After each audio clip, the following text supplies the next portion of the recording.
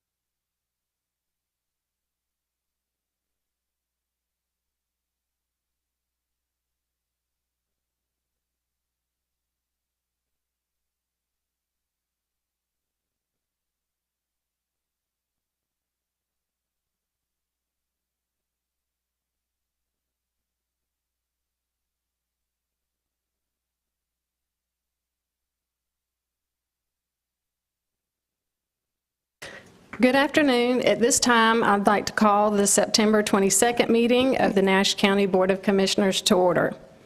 On behalf of the commissioners and the staff, I welcome you. Chairman Outlaw is currently away on official county business, and I will be presiding over the meeting today in his absence. Also, Commissioner Arrington is expected momentarily. I understand he got caught in some traffic. So with the presence of a quorum, we will proceed with the meeting. It is customary that we begin our meeting with an invocation and the pledge allegiance to the flag. During our time of invocation, you are welcome to stand and join us, or you're welcome to have your own individual prayer, or you may use it for a time of silence. At this time, I will call on Commissioner Gwen Wilkins to give the invocation, after which I will lead in the Pledge of Allegiance. Commissioner Wilkins. I'll stand, please. God, we thank you for this day and ask that you please give us all the strength for any challenges that may befall us. Give us the peace of mind to face those challenges with determination and forethought. Help us to discern right from wrong and to speak out against wrong, even in the face of much opposition. Protect this board and each of its members and staff from negative outside influences, seeking to persuade for their own purpose, again, and hidden agendas. Amen. Jesus, be a fence around us. Lastly, Lord, guide the thoughts we all have, the words we say, and the steps we take this day and every day. In Jesus' name we pray. Amen. Amen. Amen. Will you join me? I pledge Allegiance to the flag of the United States of America and to the republic for which it stands, one nation, under God, indivisible, with liberty and justice for all.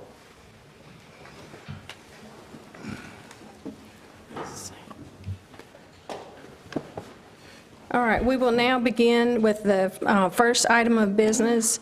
Our first item of business on the agenda is item number 4, which is to be presented by the Spring Hope Mayor, Mr. Kyle Pritchard.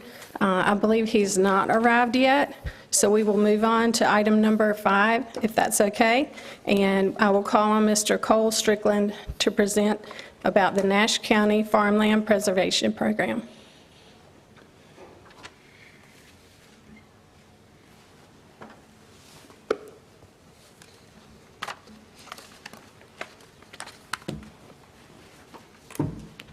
Good afternoon, Commissioners. Good afternoon. Good afternoon. It's certainly a pleasure to be in front of you this afternoon to present to you, especially since the subject matter contains farmland preservation. If you'll remember, on May 19th, this board granted the approval of the Soil and Water District to create a farmland preservation program proposal.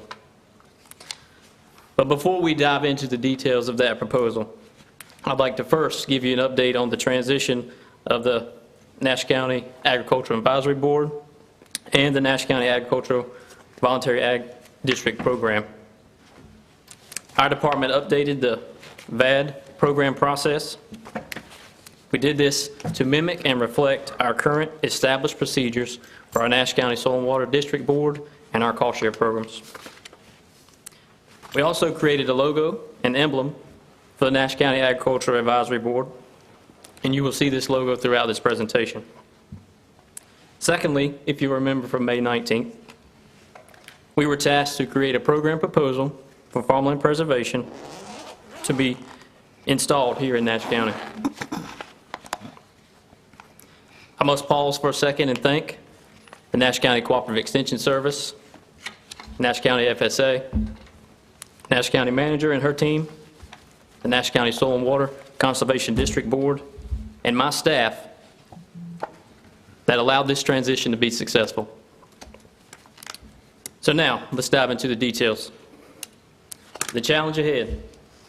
According to the American Farmland Trust 2020 report, North Carolina is ranked second in the nation for projected farmland loss by 2040. Projections state that 1.1 million acres of farmland are to be lost by development. You may ask yourself, how does that affect Nash County? Locally, projections say that 33,000 acres are in jeopardy of being lost to urban and residential development.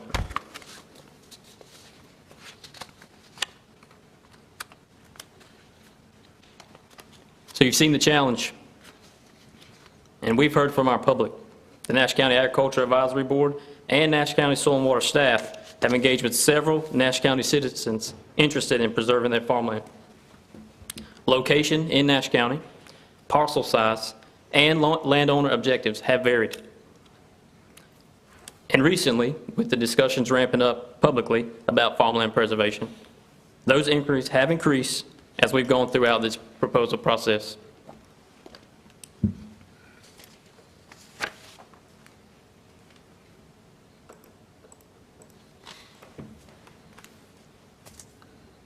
Once again, we heard the challenge, and we've seen the challenge, and we've heard from our citizens. So as we thought about going about this process to create a program, we didn't start with a blank slate. We had some fundamentals that we were able to instill before creating this proposal.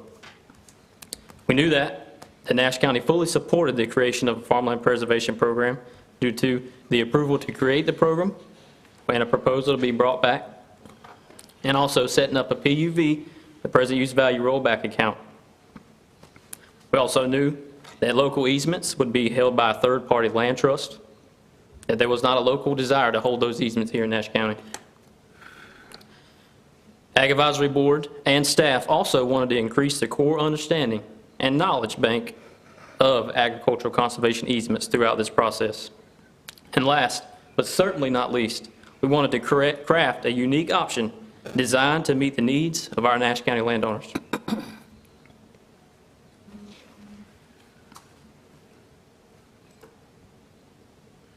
You're getting some help now. Oh, Sorry. okay. No, it's fine.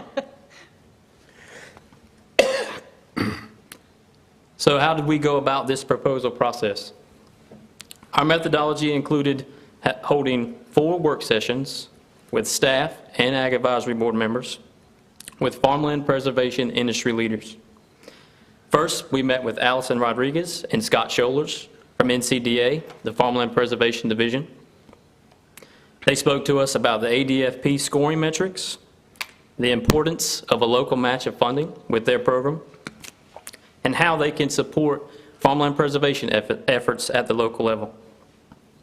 I'll pause here for just a moment, and I wanted to mention that on Friday, we were made aware that Nash County was granted 3 grants in the amount of $39,350, $8,500 for VAD sign and ordinance update, $16,000 to update the Nash County agricultural plan, and $14,850 to hold a Nash County cost of community services. Again, that total was $39,350. Our second work session included meeting with Ryan Manning. He's the Conservation Director at Work and Lands Trust. Ryan mentioned several options to us for partnership and different strategies, and also talked to us about the cost of those partnership options and those strategies that could be implemented. Third, we met with Derek Hallberg. He's the Executive Director of Tar River Land Conservancy. And this session was specifically focused on our local staff and how that Derek and his team implement a successful easement program. Fourth, we met with Dr. Jeffrey Dorfman. Dr. Dorfman is a professor of agricultural and resource economics at North Carolina State University.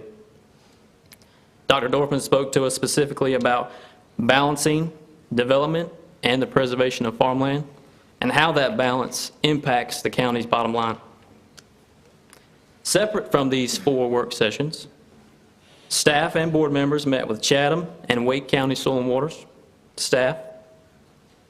Both Chatham and Wake operate successful easement programs, and we wanted to see the different strategies implemented by each district.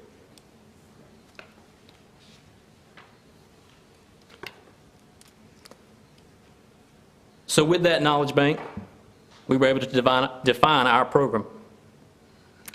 And our program is defined by 3 separate documents. First, we have the Nash County Farmland Preservation Program outline, which is in your packet. This states the eligibility and requirements and the necessary steps for the application process. I'll pause here for just a moment, mention a few specifics about this document. First, a max allocation of $200,000 for purchase of the development rights.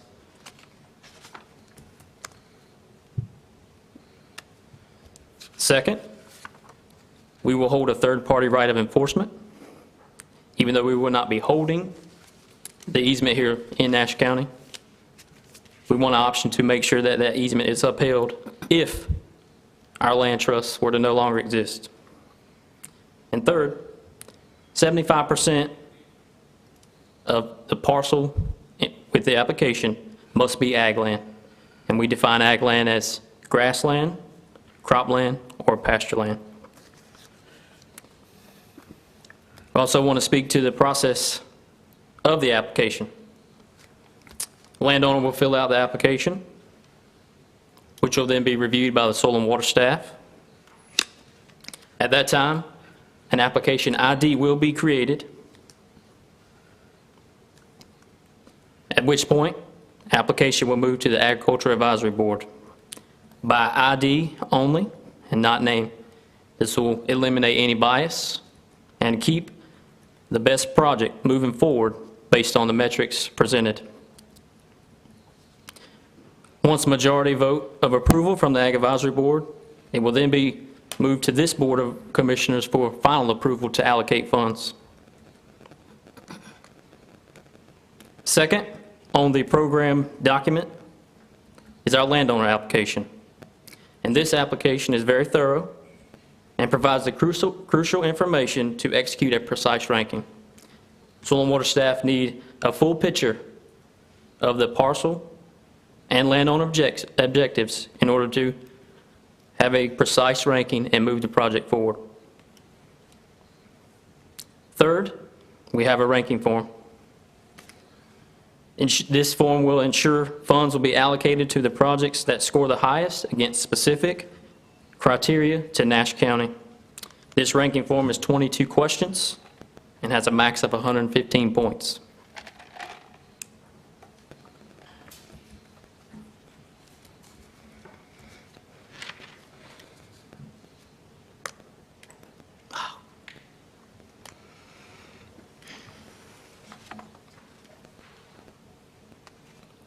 So again, based on our fundamental, we knew that we would not want to hold easements here locally. We would need a land trust partner. And of course, an easement holder is required to hold and monitor a successful perpetual agricultural conservation easement. Working Lands Trust has been identified as our partner to hold and monitor our successful easements. They are reputable in the farmland preservation space and have been influential throughout this proposal process.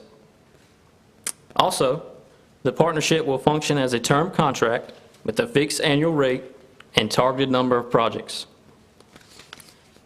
We got some information late Friday afternoon that this partnership and fixed annual rate will be between $25,000 and $30,000 per year. And to begin, the costs associated with this contract will be paid out of the PUV account that's already been set up.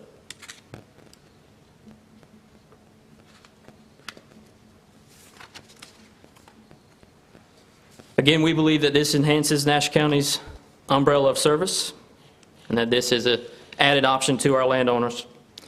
The mission of the program is to conserve and protect farmland in Nash County, and with approval, our program will begin January 1st of 2026. Also, as we look to the future, the Nash County Agriculture Advisory Board will host a landowner summit on Friday, January 9th, 2026, to inform, engage, and communicate this new landowner option, hopefully, to Nash County. However, there will be landowners.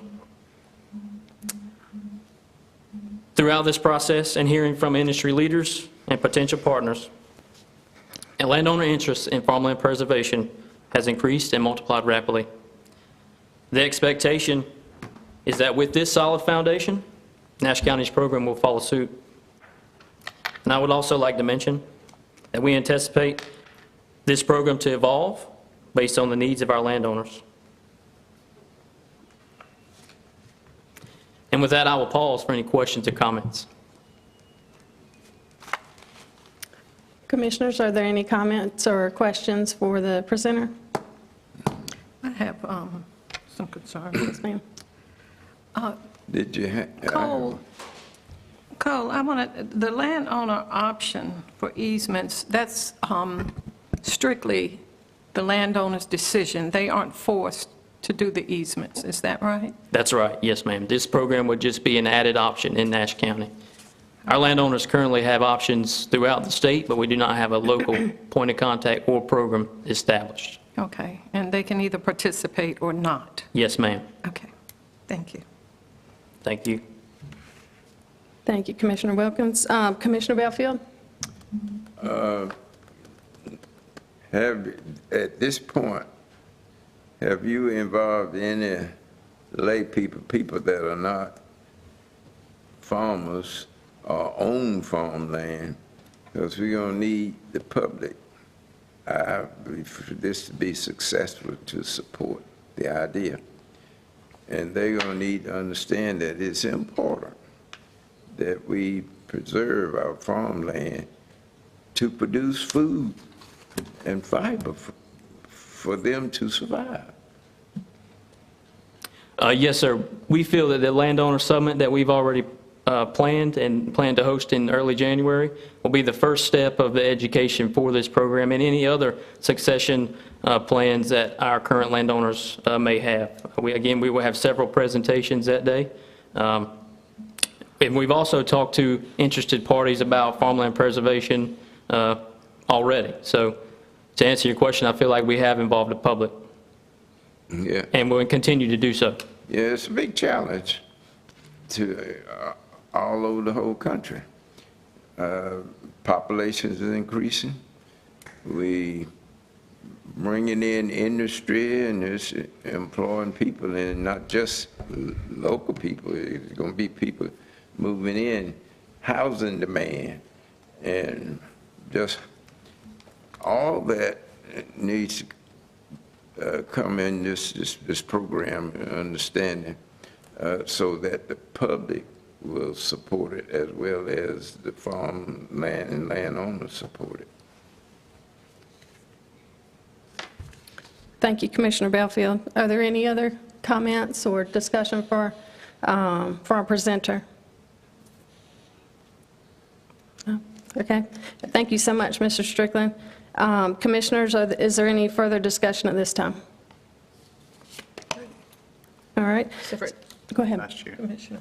Yes, sir. I would like to call for a motion to vote on approval of this if it pleases the board. Yes, sir. So the recommended action is approval of the Nash County Farmland Preservation Proposal as brought by the Nash County Agricultural Advisory Board and the Nash County Soil and Water Conservation District. Do I hear a motion? I'll make a motion, ma'am. Okay, yes, sir. Commissioner Howell made the motion. Is there a second? Second. Okay, second by Commissioner Belfield. All those in favor, please indicate by saying aye. Aye. All opposed indicate by saying no. Okay, the ayes have it, and the motion passes. Thank you so much. Thank you, Commissioners.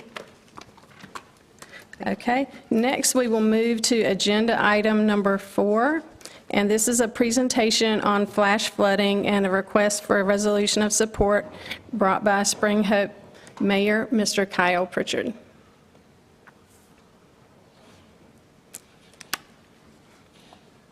Hello, Commissioners. How are y'all doing today? Good. It's so good to see you, Commissioner, staff, manager. Thank you for being here. It's a beautiful day, and I love this. See, smile, smile. Everybody's smiling. Everybody's smiling. I'm so glad that y'all are having a great day, and I appreciate the opportunity to be here and review this presentation. I tried to squeeze it into 5 minutes, only got a few slides done, so I'll try to talk quick and get most of it done really quickly for you all today. And again, I appreciate you letting me be here. So many of you know that about a month and a half ago, we lost 2 lives in Spring Hope from flash flooding. And one of our officers, display of heroism of the town of Spring Hope and the culture there in our town, one of our officers dove in to save them. Their arm was right there. He saw them, and he thought that he could make a difference. And thankfully, we were able to rescue him and get him to safety. But the 2 lives that we lost, it has weighed on me, and it has been something that I have worked on steadfast over the last 6 weeks. All right, so we look at a couple of things I just want to educate all of us together on as we're all learning this. And I've noticed that since I've been going to the meetings with the state, with federal elected leaders, Congressman Davis, Senator Ted Budd's Regional Director John Talo, working with staff at North Carolina Department of Environmental Quality, we're finding out that this topic that's in this PowerPoint presentation, what they're telling me is that this is right where they're at right now. This is exactly what they need in their hazard mitigation plans for the North Carolina Blueprint tool. The North Carolina Blueprint tool is where all of the hazard mitigation plans that counties and municipalities adopted go into to feed that state tool so that it can work on 5-year, 10 million, 100, even into the upper hundreds of millions water basin projects. And there is a gap for immediate next day, next month, 60, 90, or 100-day activities that could happen that would save lives tomorrow. And so I'm so grateful that all of the multiple state agencies are pulling together on this, and it's been so fun working with them towards solutions. So they appointed me to the North Carolina Tar-Pam River Basin Strategy Committee, which is overseeing the Tar-Pam Basin, which is our watershed for Nash County. Things that rain in Lewisburg and Zebulon and parts of Raleigh come down this watershed and run through Nash County out to Edgecombe and towards the ocean. And so when it rains west of us, it does impact flash flooding in our towns and county. So watershed is runoff exceeds small channel capacity. We're looking at why this happened, so why it happened, why the flash flooding happened. And so you have the different creeks, streams, and tributaries, and as that rainwater fell several inches in a short amount of time, it simply saturated all those creeks and streams, and when the rainstorm hit Spring Hope, all of our creeks and streams were already flooded. So where does that come from? Well, it comes from fragmented standards and jurisdictions, state, federal, municipal, county, DOT, private, developers and subdivisions. It diffuses accountability and slows fixes. We're not here to say it's anyone's fault. It's not. It's not. There's no way to trace it back to say someone is responsible for this. But we have the opportunity right now to take responsibility of a gap that is in statewide operations, and it's also a gap that's very prevalent in local and small towns and counties as well.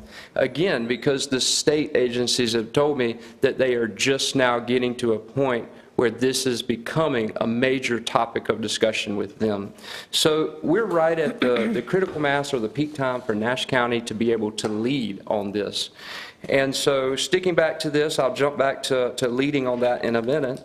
But the fragmented agencies, so when I was talking with DEQ, with Stu Brown, he's the director of the North Carolina Blueprint Tool, he said, we're even talking to the Department of Corrections so that the resilience, the flood resilience foundations that we're building in DEQ are also in the other agencies within the state government. And so we look at that very second line, fragmented standards. I want you guys to know we've already made progress on defragmenting those standards and starting the communication. So the key thing, we're pulling people to the table. So the posture that Spring Hope took was lost to leadership. We want to honor the victims by acting with urgency and humility and lead collaboratively. Again, this is no one person's fault. This is our opportunity to stand up and lead and to be the forefathers going forward to help fill in these gaps in those 5-year hazard mitigation plans. So this is a huge opportunity for Nash County. Looking at some of the different partners that we're working with, of course, North Carolina Emergency Management, and I'll get deeper once we get to the part about the sensors, how everything is connected, but of course, North Carolina DEQ, as they deal with the permitting for the subdivisions and developments and how it happens, and USGS, I was able to utilize their rain gauges and sensors to put together a forensic timeline of how the rain made it to Spring Hope, where it came from. And I know this is very data intensive, so I'll try to be as lightly as possible. But we look at jumping straight into action because something we have accomplished with all of the meetings thus far, whether it's with Christy McNeil, the Deputy Chief of Staff for the Governor, or if it's with Mark Retzenwald, the Secretary of the DEQ, all of the meetings we have left have been action-oriented. When we leave those meetings, we task ourselves with something to do or another phone call to make. So we look at some next steps, 30 days, deploying additional sensors, connecting those sensors. Right now, there's a lot of USGS sensors that are out there. The North Carolina Department of Transportation has a hydraulic division that they have their sensors as well, but they don't communicate. And there's no central processing core where all of those sensors and all of that data that comes to is quickly processed and then a message or a vessel for it to get back to all of the other agencies so that they can prepare and work together on the day of these major flash flood storms. And to clarify real quick, flash flooding, cloudburst is different from like 4 or 5 days sustained rain. Flash flooding is when it falls several inches in a short amount of time, and our storm systems simply don't have anywhere for the water to go. And then a real quick sentence for you that sums it up.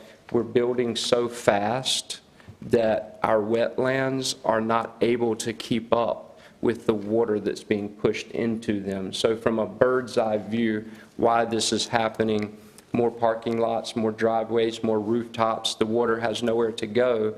And so when it goes into our creeks and streams, they used to be able to handle it, but because this topic we're talking about right now has not come forward heavy enough in years prior.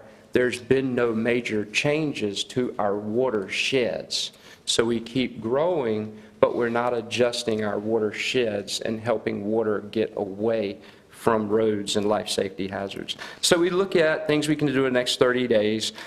We can work on that integration with North Carolina Emergency Management Communication Services. We can work on pulling the different sensors and agencies together so that that communication begins to happen.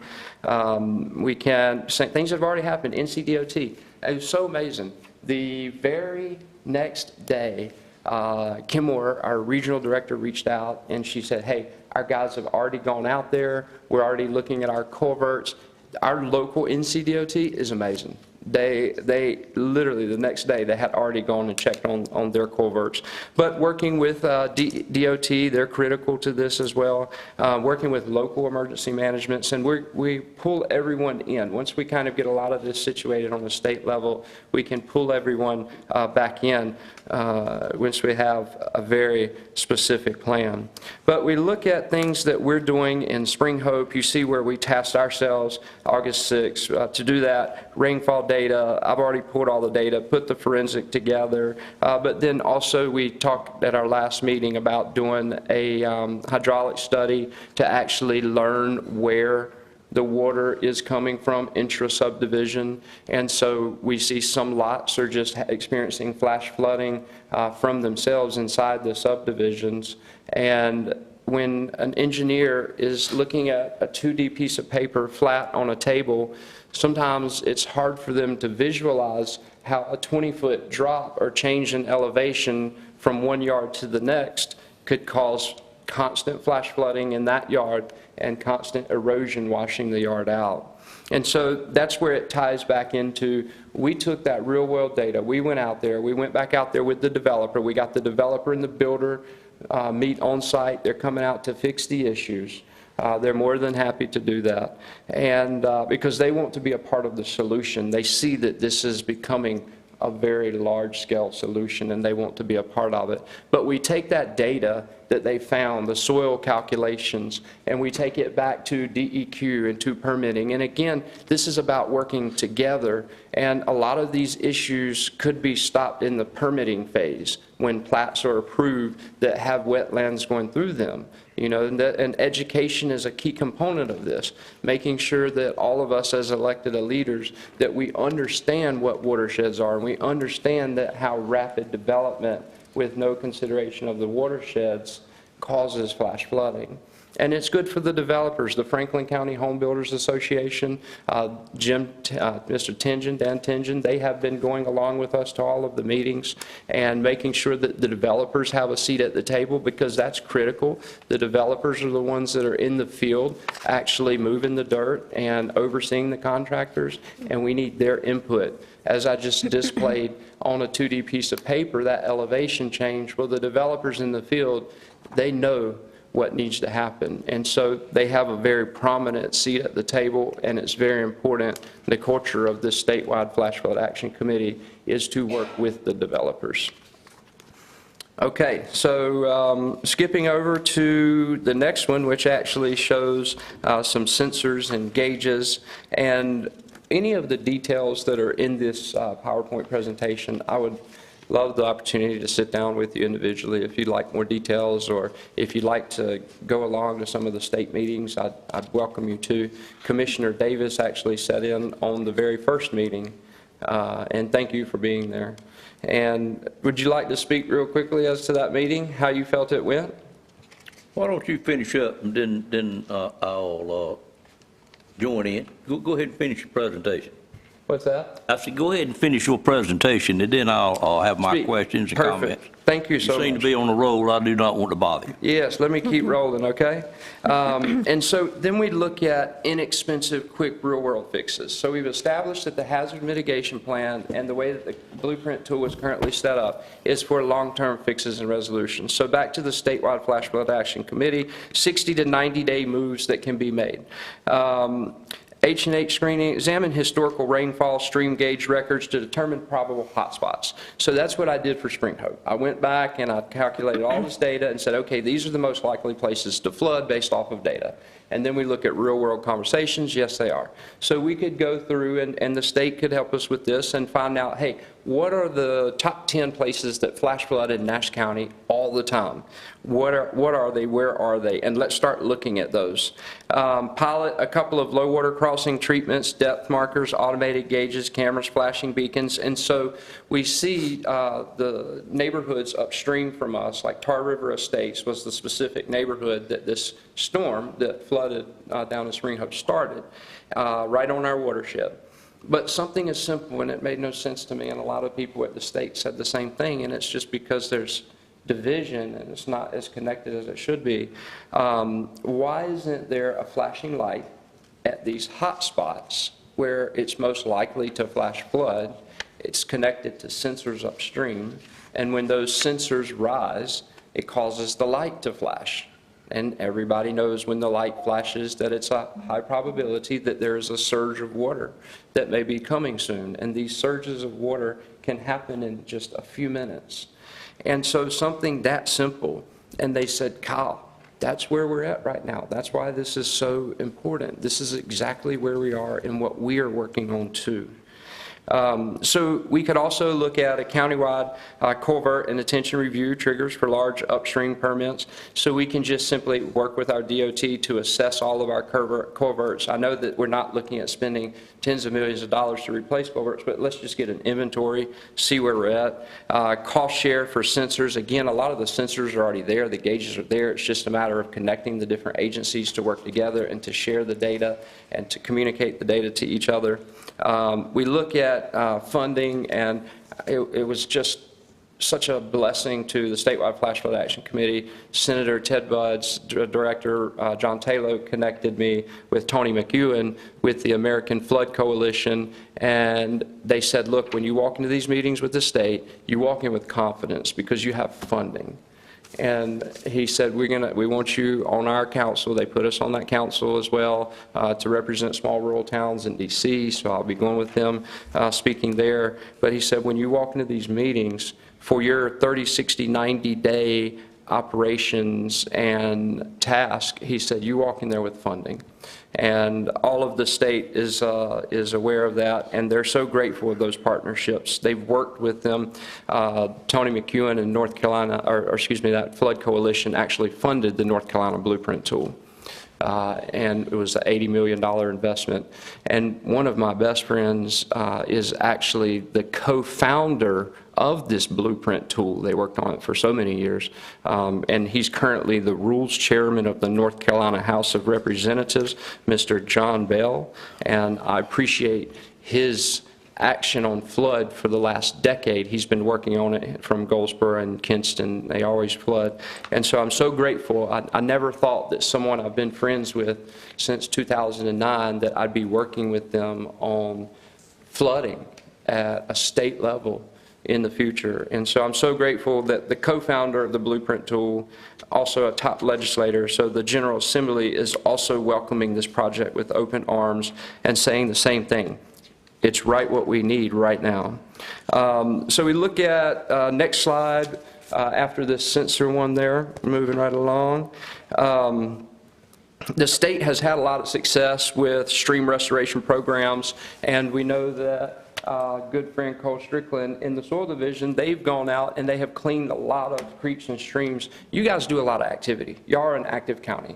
Okay, y'all do a lot. And that's why I think that Nash County is perfectly poised to lead in this as well, to lead as the leader, because y'all already do so much. And so working now with the state, try to get those funds back to Nash County for those creek and stream cleanouts. And then talk about the rain events.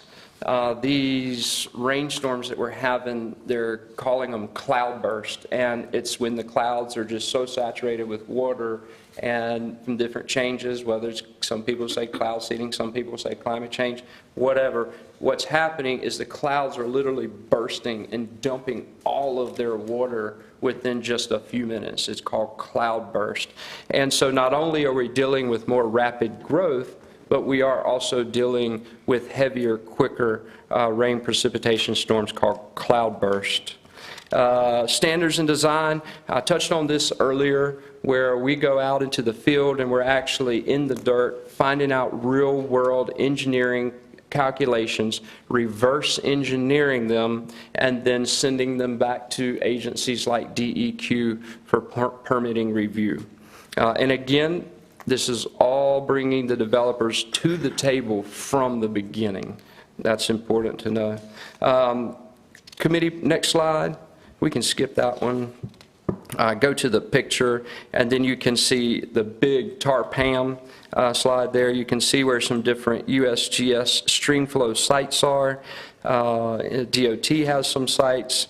We're just working on connecting those. The next slide, watershed improvements. I think many commissioners that work in development probably understand this too. I&I, when water gets into the, stormwater gets into the wastewater treatment, it reduces our capacity to treat actual residents. And so along with this is going to come a lot of education and learning and resources and tools that Nash County will also be able to use on our southern wastewater treatment project plant, because it's dealing with this TARPAM basin.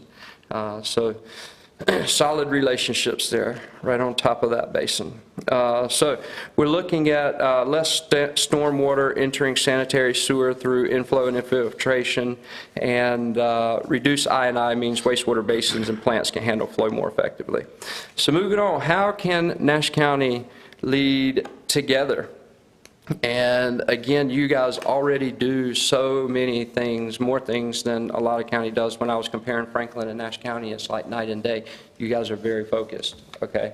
You're all really paying attention to a lot of things, and that made me really happy, and a lot of people really happy. Franklin County needs to learn a lot from you guys. But this slide that was made last month, it has shifted some now that the state is involved, but we're looking at a pilot program between Franklin, Nash, and Edgecombe counties, where we would test drive the statewide flash flood action committee, implementing things like sensors and gauges that alarm flashing beacons or sirens at those hotspot crossings, looking at real-world calculations, reverse engineering them, and then helping the DEQ or other agencies adjust permits where needed, because these things that we're doing now will save us millions and hundreds of millions in repairs and fixes down the road. So while our goal is to make sure cost sharing so that it doesn't cost anyone a lot of extra, if anything completely mitigated by the American Flood Coalition, but for long-term sustainability, it has to be mutual between the developers and the government. So that pilot program with our 3 counties, going through putting sensors upstream, even all the way down to working on cleaning out some hotspot areas in Rocky Mount that pool water or catch water that's not flowing properly. We can take that, those sensors, we can coordinate, communicate, have the agencies and give us a dashboard where we can see everything as the progress is going live. Working with the mayor of Tarboro and Franklin County, we've got Home Builders Association. We also got other leaders from that community and from the Edgecombe community. So we are poised and ready. Our next meeting is this week. For the TARPAM Action Strategy Basin Group. We're meeting this week, and so I'll be able to send out some updates to you all after that meeting. And then funding partners, next slide, we've got that covered. To our residents, next to the last slide, we're working, we're working on it. I think since that happened, I believe there's been a lot of internal conversations, and it goes so hand in hand with your soil department and keeping things clean and flowing. And so now I'd like to jump in and real quickly see if there's anything else I need to point out right now. Yep, so we've talked about the different steps we can take. checking hotspots, cleaning out creeks, streams, culverts, working together with the other counties in the state for the pilot program, doing the inventory with DOT with the culverts, focusing on those 3 to 5 stream sensors with alarms downstream for these hotspots to get some up and running, working with the National Weather Service. I forgot to mention that earlier. So we're working with the National Weather Service as well. And next step that we had a couple weeks ago was organized TARPAM working group. We tied into the existing one, the TARPAM Action Strategy Committee. Okay, so that was for Nash County, and we'll stop there. So let me ask you all, what questions do you have? Oh, one more key thing. The flash flood alert, the reason that this really took off, if we narrow it down to one thing other than loss of life, the flash flood alert came to Spring Hope and came to our residents' phones and communications 10 minutes after the 911 call. And so that's why state and federal have all jumped at this so quickly, because they see that a lot of people rely, depend, and trust those flash flood warnings. And so they see that that's a critical gap they've got to address quickly, and that's why they're all moving forward so quickly. But thank you for your time. I've also got a resolution there that is simply just a resolution of support, that you support the efforts that we are doing to establish the committee and to work with the state. And you see that it says there to work with federal and state partners, because there will be federal and state partners that want to work with Nash County, of course, and Franklin and Edgecombe for this pilot study. And so the resolution is about supporting of what we're doing, and then also just willingness, hey, we'll listen, we'll talk, we'll come to the table and have those conversations with state and federal agencies. Okay, questions? Thank y'all for letting me be here. That was a lot. Thank you, Mr. Mayor. So many things have changed in between now and then, so much work in progress. But what questions can I answer for you all? Mr. Davis, Commissioner Davis, would you like to start? The state looking at this flash flooding on a regional basis or just completely statewide? So they're studying it micro, all the way down to one specific hotspot. But they're looking at it as basins. If you could flip back to the slide that shows the whole state with the different basins on it. So they've broken it into 5 different sections for the eastern half of North Carolina, and they're called basins. And it's essentially where streams, creeks, wetlands all run into the main rivers that run through our state. And so they're approaching it on a statewide basis. They always have been. They've just been focusing on it for multi-year plans, and then by the time they get that plan put together and start implementing it, it's already outdated. And so that's what they're seeing is happening right now as civilization is moving forward so quickly, is that they spend all this time on the studies.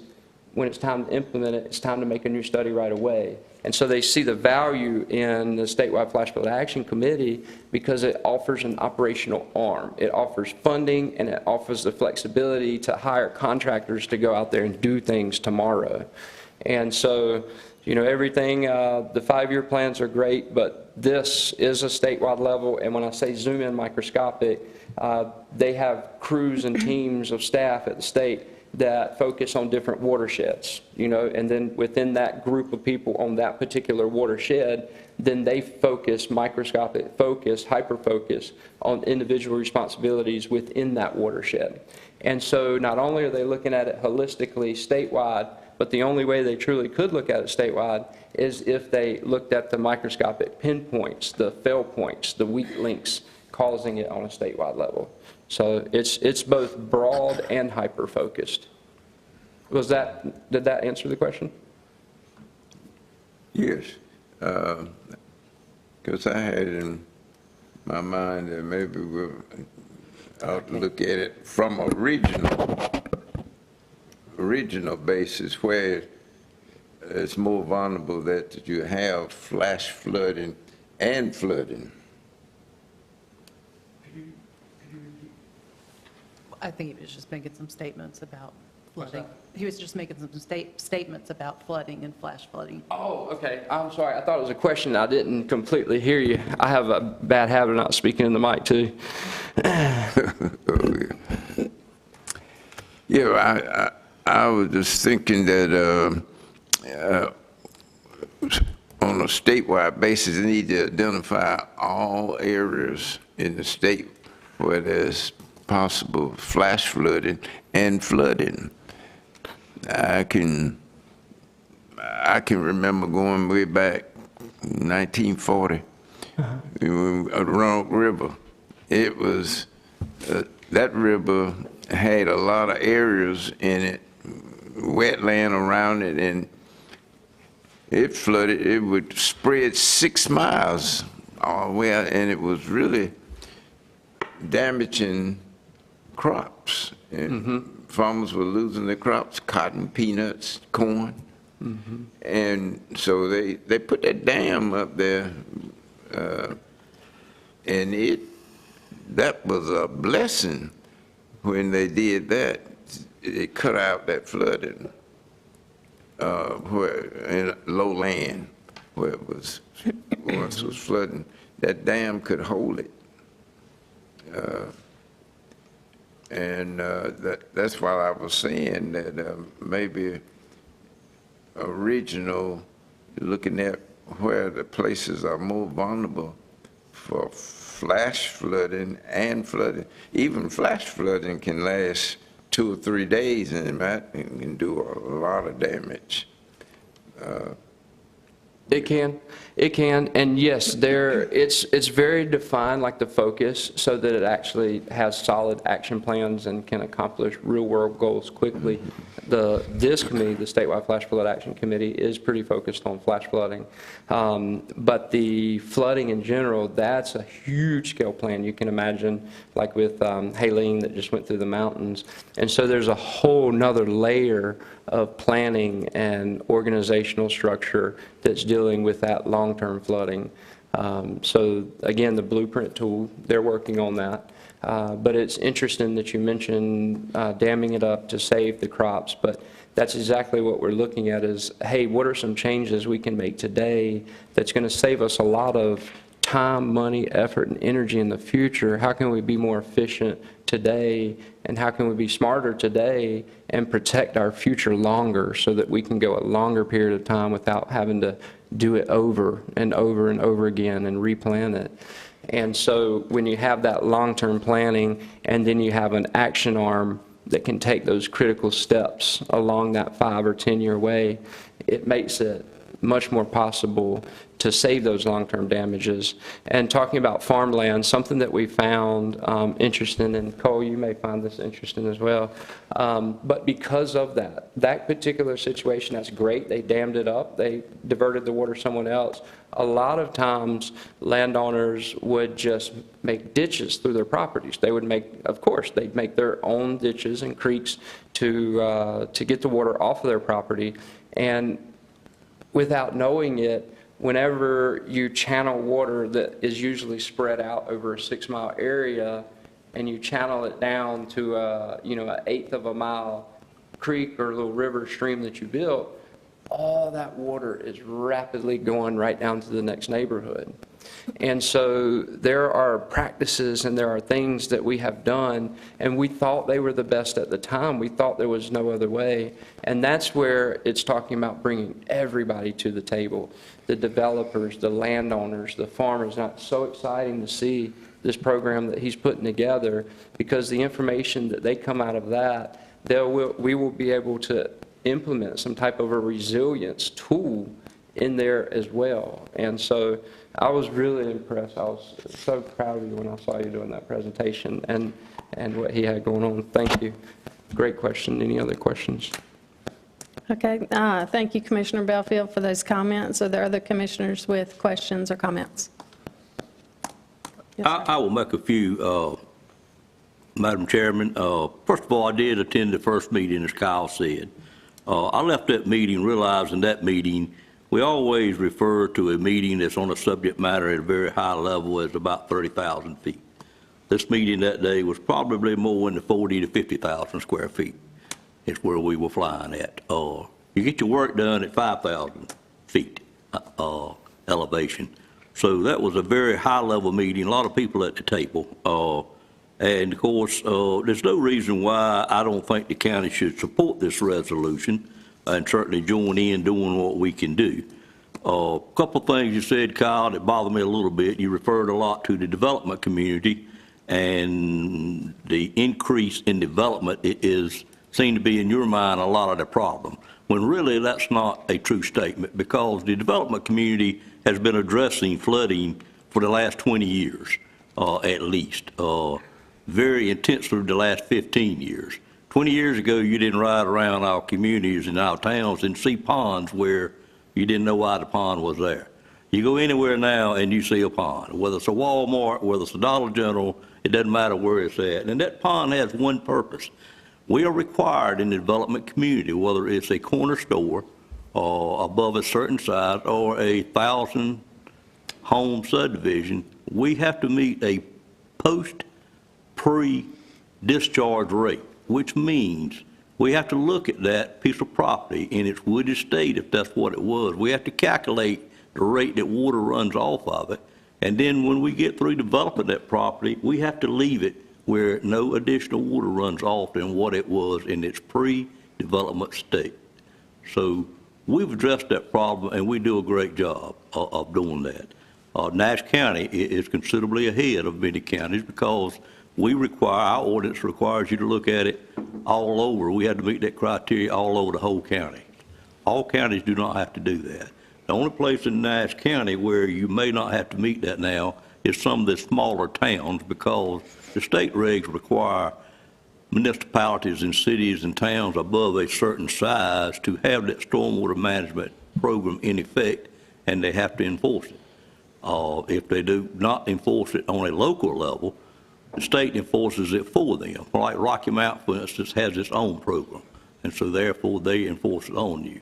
But the county itself has its own program. We have our engineers that are consulting engineers that monitor that for us, check our designs.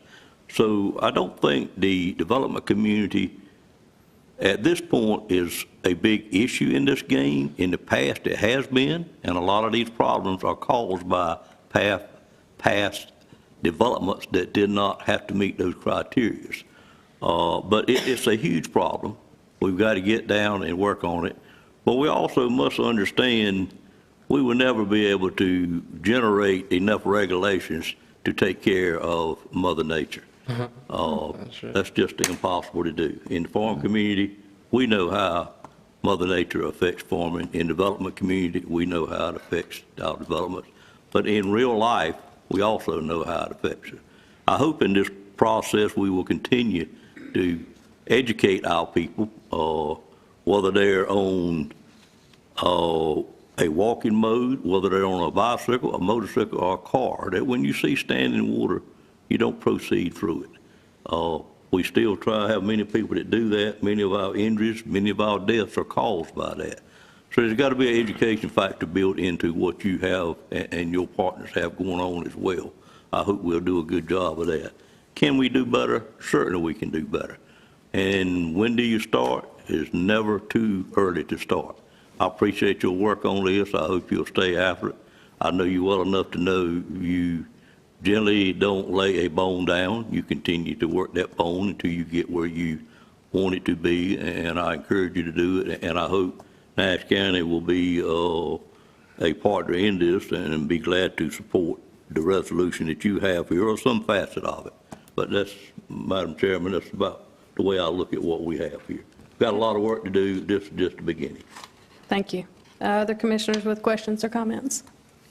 Madam Chair, Yes, ma'am. I just want to thank Mayor Pritchard for coming here and presenting.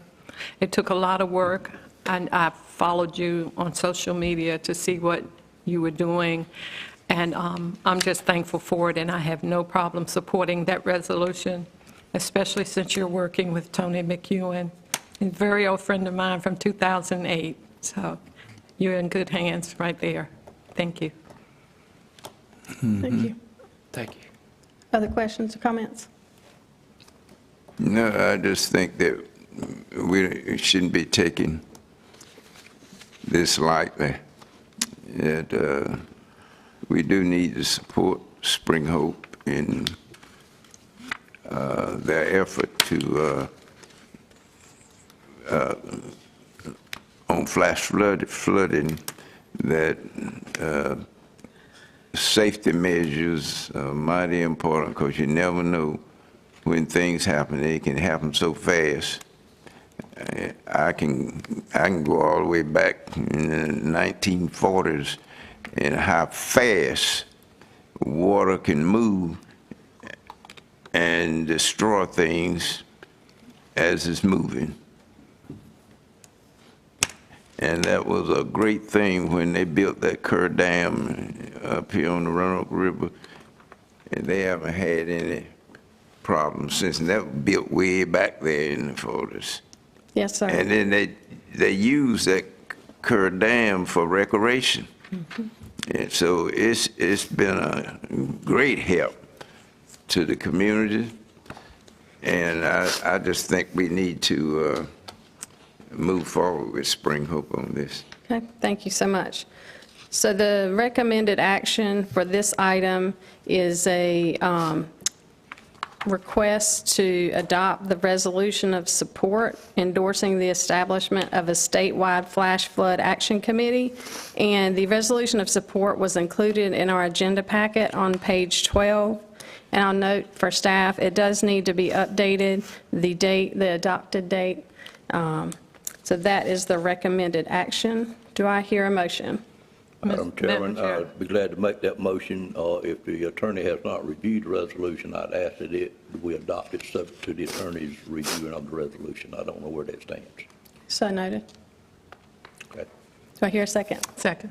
I'll Okay. second. Thank you, Commissioner Wilkins, for the second. All those in favor, please indicate by saying aye. Aye. All opposed indicate by saying no. Okay, the ayes have it, and the motion passes. Thank you so much. Mayor Pritchard, we appreciate it.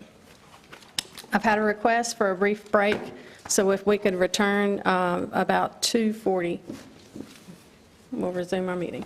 Thank you. Once we get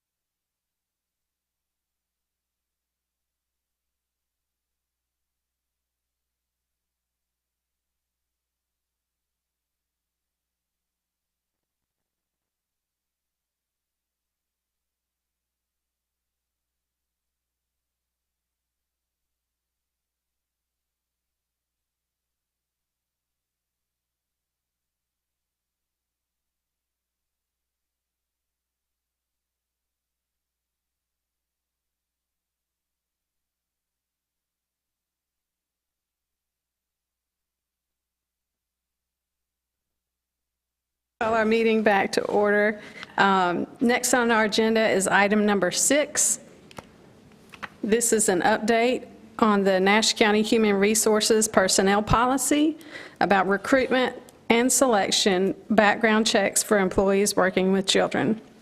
And at this time, I'll call on Mr. Tim Kerrigan, our Nash County Human Resources Director, to present the information and request. Thank you. Good afternoon, everyone. Afternoon. Good evening. Yes, so I'm here before you today to present an update to our employee handbook and the personnel policy. It has to do with background checks of employees working with children or minors. So this action request addresses the recent changes enacted by Session Law 2025-16 to be effective this October 1st, which mandates all counties and cities in North Carolina to conduct criminal history record checks for applicants seeking employment in positions that involve working with children. According to the new statutes, local governing boards are required to ensure that all applicants for these roles undergo a fingerprint-based criminal record check through the North Carolina State Bureau of Investigation. The law highlights the need for counties to review and revise their personnel policies to align with these requirements, as they will apply to any position responsible for supervising, teaching, or caring for individuals under the age of 18. Necessary actions include establishing procedures for submitting criminal history requests to the SBI and ensuring compliance with all legal obligations. This request seeks BOC Board of County Commission approval to move forward with the necessary policy updates and implementation processes to fulfill the new state law requirements efficiently and effectively. We request the board's support in these efforts to maintain the safety and well-being of children in our community through vetting of applicants for relevant positions. And I've prepared a slide here for you. So we'll cover an overview of the new law, how the new law impacts Nash County, and of course questions from the board, as I'm sure you'll have plenty. And I'll be no stranger to some of those same questions, so this is a wonderful opportunity for discussion. It bared out of the Fostering Care in North Carolina Act. Is set to take effect on October 1st, and it brings significant changes to our child welfare system. The goals of the act include strengthening child protection through improved responsiveness, defining key terms more clearly, and family continuity and guardianship assistance. The key amendments modifies the definition of abused juveniles to ensure it aligns with current legal standards regarding sexually violent offenses. This includes victims of human trafficking and those whose caretakers commit or allow sexual acts upon them. Post-adoption contact agreement and order provisions to promote relationships and support for children adopted from our Department of Social Services and their former parents.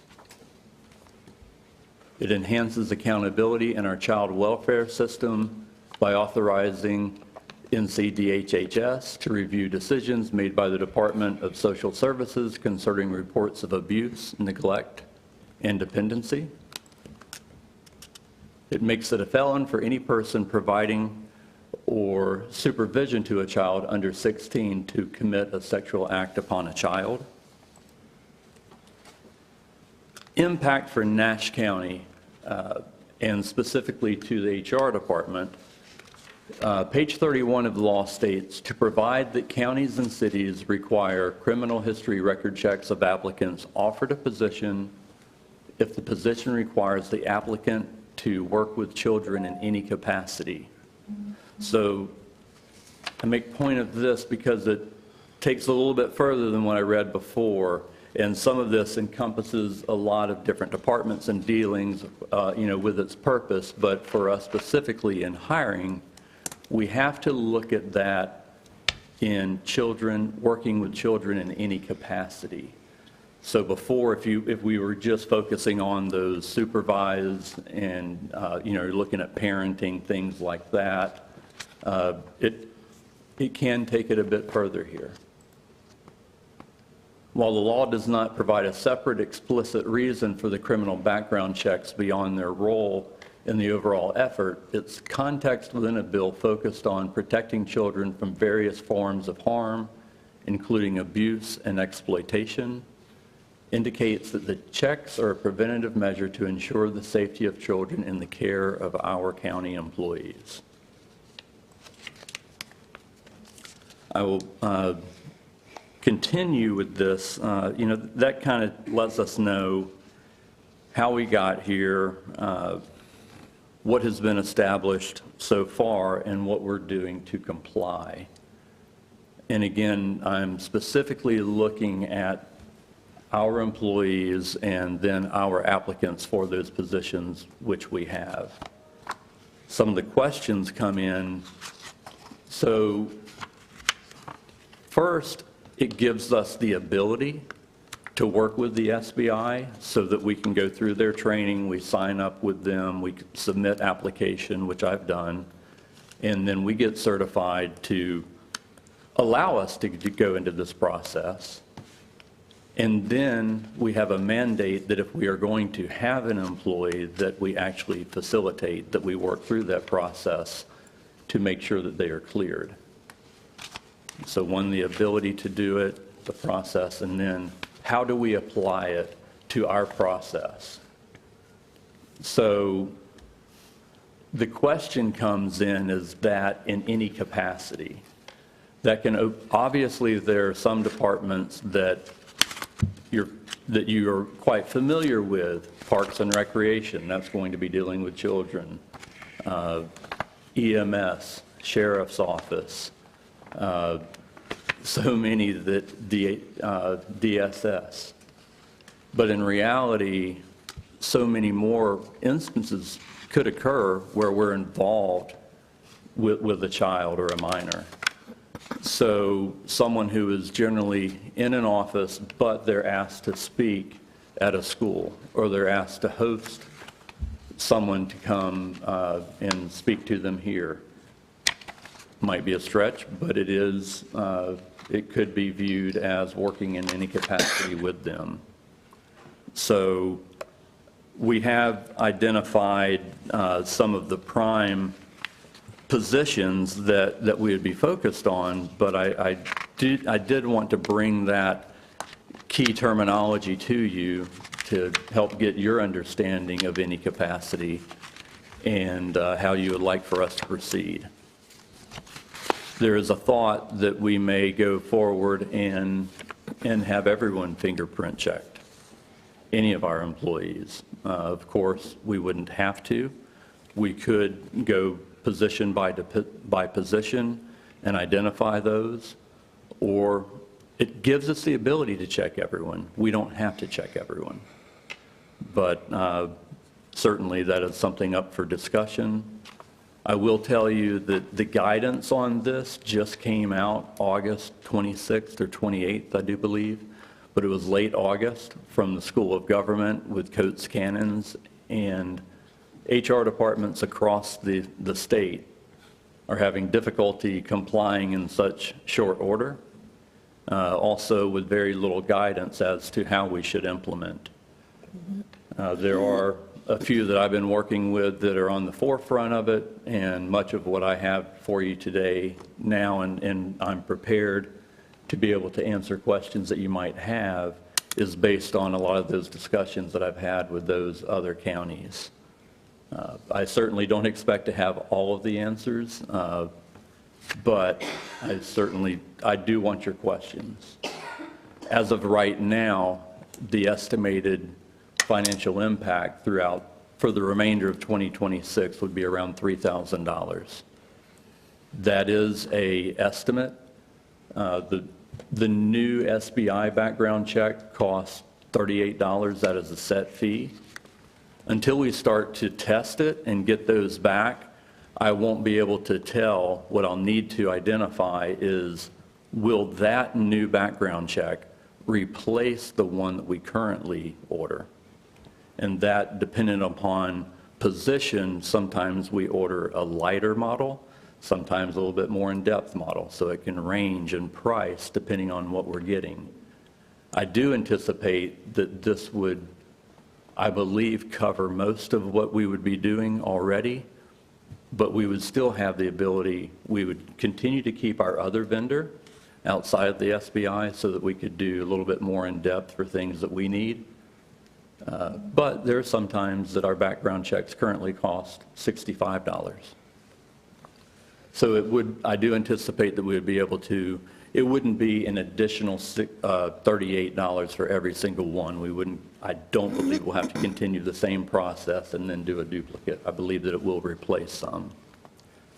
But as of right now, I really can't definitively state that. So up to now, I do entertain any questions that you might have. Okay, thank you. Commissioners, what questions do you have? Madam Chairman. Yes, sir. Tim, first of all, with every county in the state having to start this process, what's your feeling on the SBI being available to return these requests in a timely manner, because it already takes us quite a while to get an employee to work, and sometimes we might lose employees because of that. But has that discussion, I know the General Assembly at times, in my dealings with them on the Code Council, have an easy time of passing rules and regulations that sometimes just don't fit in the real world. But what's your take on that one question first? Without a doubt, one of the greatest concerns is hiring time. I have that same fear. So far, what I anticipated to be a real lag in time was my application process of submitting and getting that returned. I have received that already. But the next steps, we can't really enter into until we have this discussion and approval, so I can start ordering them. So I don't know what the turn time is going to be, but it's certainly a fear. My hope is that it's very automated, that the SBI system, once you enter it in, that the computer is going to work its magic, in its database and spit it out quickly. For confidentiality and for process, the reason for me applying and getting set up for it, and I've only done it with myself in our HR office until I learn more, is so that when we will certainly need our Sheriff's Department to do the manual scan of the fingerprinting, it is a digital process, then they submit that to the SBI, then it will search the databases, and then that report comes back to me and only me. So the Sheriff's Department, there would not be a lag there. They facilitate the fingerprinting, and then I'll receive that report. One other thing that I don't know is, once I have that report, what information does it provide? How does it provide it? Will it automatically approve or decline based on their metrics? Or is that something that we have to develop? So is there a rubric, if you will, that we say threshold met, threshold not met on various different variables? But my hope is that it will be so automated that it won't take too much time. However, it will be longer than we currently do. Some who we try to hire to start their date as quickly as we possibly can. Of course, that means jumping through some things, and rather than doing everyone start on the 1st or the 1st and the 15th, other counties or municipalities have to do this as well. Others that follow the same model as we do They are considering going to a first or a first and 15th, but I don't want to do that if we don't have to. I would still like to, if we identify an employee and we want them, we present an offer to them and they accept, I want to get them onboarded as quickly as possible. But to answer your question in short, I do not know. Okay. If I may. Yes, sir. Also, based on your answer to that question, should we not just, we know we got to follow the law as it's written, didn't you? Yes, Carl? sir. I would think we want to start off meeting the minimum of what that law says and not consider all the employees. We can certainly always come back and add, if you see a need, your department sees a need later to do that, but I don't think we should move but so fast till we see how the program is going to work, would be my thought on your question that you asked, and just do what would be the minimum to begin with. Yes, sir, and certainly I'm going to, serve at the pleasure of the board with that recommendation. I did have conversations with 2 other HR directors today. One is not considering the first as their date. They're thinking that they will have a little bit further grace, maybe into January. I'm not comfortable doing that. Another was following something of just what you mentioned, of identifying, of reaching out to each of their department heads, having that discussion and identifying groups or individual positions, and then seeing how that process goes, so that those that might not be critical or that they know have very little, they certainly don't have supervisory dealings with students or with minors rather, but it's really how we want to handle that. Again, that is quite gray of any capacity, the way it was termed. One, as you mentioned that and I respond, it made me think of another very important point. This starts with new employees being hired October 1st going forward. So any of the employees that we currently have on staff, we do not have to go back and do the SBI check on them. But the approval that we've asked for does give us the ability to do that should we want to. So certainly that is something, if we chose to, we could delay. So that if we wanted to check our current employees, we could do that, but we don't have to. There again, I think I would start with what you have to do first and then work your way up. That one, I believe, is definitive, certainly, yes, sir. Right, yeah. And my last point is, how much additional work is this going to put on our sheriff's department? And has he been brought into the mix knowing this is coming? It's the kind of thing that would show up at our next public safety meeting, I'm sure, if it puts additional work on him. We don't know how much additional work it will be, but in our discussions, we certainly want to make it with as little intrusion upon them as possible. However, that does mean that we need to establish, one of the things I certainly don't want to do is try to schedule appointments all throughout. That takes coordination with the prospective employee, with the HR department, and with the sheriff's office. So one of the things that we have discussed is maybe setting aside 2 hours twice a week so that we could schedule in that time. Another thing that we have discussed is the possibility of, is it possible and would they be willing to train HR staff, perhaps start with myself and one other staffer, so that they would be comfortable for us entering the building, have a process for that, give us access to only that room to be able to roll the fingers. And but that is only in the planning stages right now, but really looking at anything that we can do to lessen the burden upon them. We do know that it will extend the time frame. It'll be more work on HR.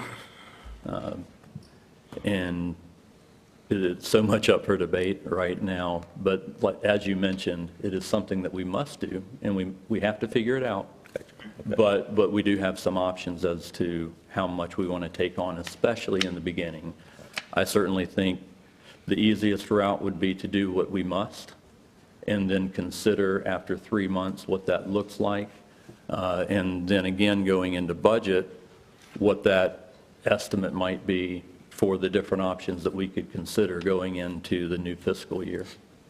Well, based on your preliminary number for the rest of this year, I don't see the budget being a big issue in doing this. Thank you, ma'am. Yes, sir. Commissioner Arrington. Well, I guess I would start that first recommendation, adoption of policy update to revise our personnel policy and proceed to require criminal history record check for all applicants for positions that involve working with children. That is the first and foremost is what this is about. So I guess I'm right now not necessarily looking at you hiring a janitor, a gardener, or those positions that they are not necessarily supervising or working with children, that we are going to right now concentrate on first getting those positions of working and supervising children. And also, I guess, establishing, as you would say, that matrix as to what disqualifies a person, what's borderline, and so forth. Yes, sir.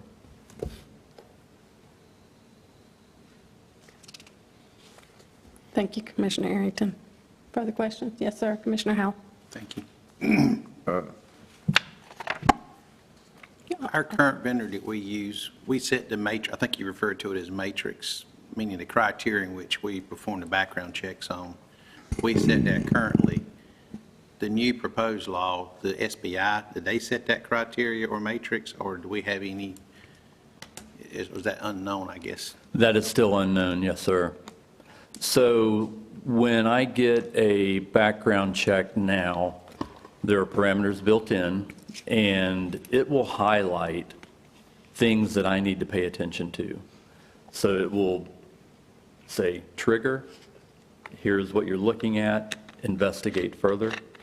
It doesn't give me a yes or no, but so in that case, it's still objective with them to a certain point and then subjective with me. Generally, that sparks a conversation with the department head to go into a little bit further about why that has been highlighted and to address if that is a concern. Sometimes those will need to involve the county manager in that, but without going into great detail, there are some things that we know are an absolute no. So, but today our vendor sends the applicant notification of what those findings are as well. That is correct. Is the SBI going to be sending that notification to those applicants as well? That we don't know either. So similar to, I believe what you're speaking of is similar to like a drug test. If we have a pre-employment drug screening, we may not, if there is a questionable result, I won't get that right away. And it might look as if it hasn't been processed or there's a hang-up of some sort, but actually the hang-up is that by confidentiality laws, they have to contact the donor first and give them an opportunity to explain themselves or to go through a second test. They might go with the backup sample first, and then if they appeal, they might have to go to a new test. But so those we've worked with for quite some time, and we're pretty good with that. There's a system built in place. Here we don't know. And our current vendor does a nationwide search. Do we know whether the SBI background check is going to be a nationwide or just a state? My understanding is it will be nationwide, state, and local. That all of that information is into the SBI's collection of information.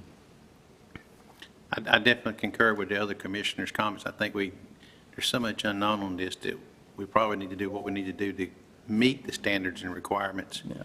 But I do think we need to, once we get more information, it needs to be circled back and brought back to the commissioner, because I think maybe if it is something that can replace the other background check, because our current background check process is only done when they're onboarded, correct? Yes, sir. So, because I have concerns, even though we may meet the criteria or the standards, we still have individuals going to be working with children that may not have had a background check in multiple years. And if I understand it correctly, a lot of times, unless the employee would self-report, we have no knowledge whether that crime's been committed or not. Is that correct? It's most likely true. Okay. So we could have individuals today with offenses that were not known because we don't conduct annual background checks. Likely true, yes, sir. Okay. So one thing that, as we develop that policy, not just for adhering to this requirement, but truly developing our policy and what we want to implement, we might consider, so of course, if someone was in a position today, let's say they have no involvement per our definition of working with a minor, but they transfer or enter into a new position, that would fall under these guidelines, so being hired as a new position. So even though they are an internal candidate, they applied for that position. Otherwise, they wouldn't be considered. So the application would be the trigger for us to then implement this background check. So that would be covered. That wouldn't be a concern. However, if someone remained in a position from day one to retirement or 5 years, unless self-reported or reported by media or a neighbor, we may not know. So we could look at a whatever year recert if you wanted. Again, we have the ability, I believe we'll have the ability to do that. It appears as so. So if we wanted to, we could do everyone every 3 years or 5 years, or what would likely be, that might be, you'd have to fund that. It could be expensive. If you determine that's the cost of doing business, that's your decision. Or you could do similar to someone that has to have a CDL license. So, or if we have a drug testing program that had all of our testers all of our employees that drove into a pool, you could do a randomization. So let's take everyone goes into that pool and you have a randomization. I wouldn't control that, it'd truly be random. We go through a third party and you'd select whatever we chose to be prudent, let's say 10%. On a quarterly basis or an annual basis. When I've done it in the past, I've done it on a quarterly basis. So that would be an option. Thank you. And then another question. Where does this go as far as vendors? And I know I've brought up vendors in previous meetings before as far as doing work and stuff because they're exposed to children. Example, we have DSS has a plumbing repair or a renovation project going on in the facility. What about those individuals that's coming in contact with children there? How does this law or change in that affect that and requirements for background checks for them? So one, it does not apply to us. They're not an applicant, so therefore they never became an employee of the county. As to do we have the ability to request or require it? I don't know, but I don't think so. It only applies to us as our applicants and employees. How that affects vendors, I'm not certain. Something might be going into place for vendors that work with entities that have children on site. Like what you're saying, they might be renovating a park and children are around. Well, and the other thing, we looked, just the program we were doing here recently where we're in people's homes doing renovations and the Yeah. county's paying for that. Having those individuals in someone's home, Yeah. not knowing their background, to me, is exposure for the county and our citizens. So, the same here.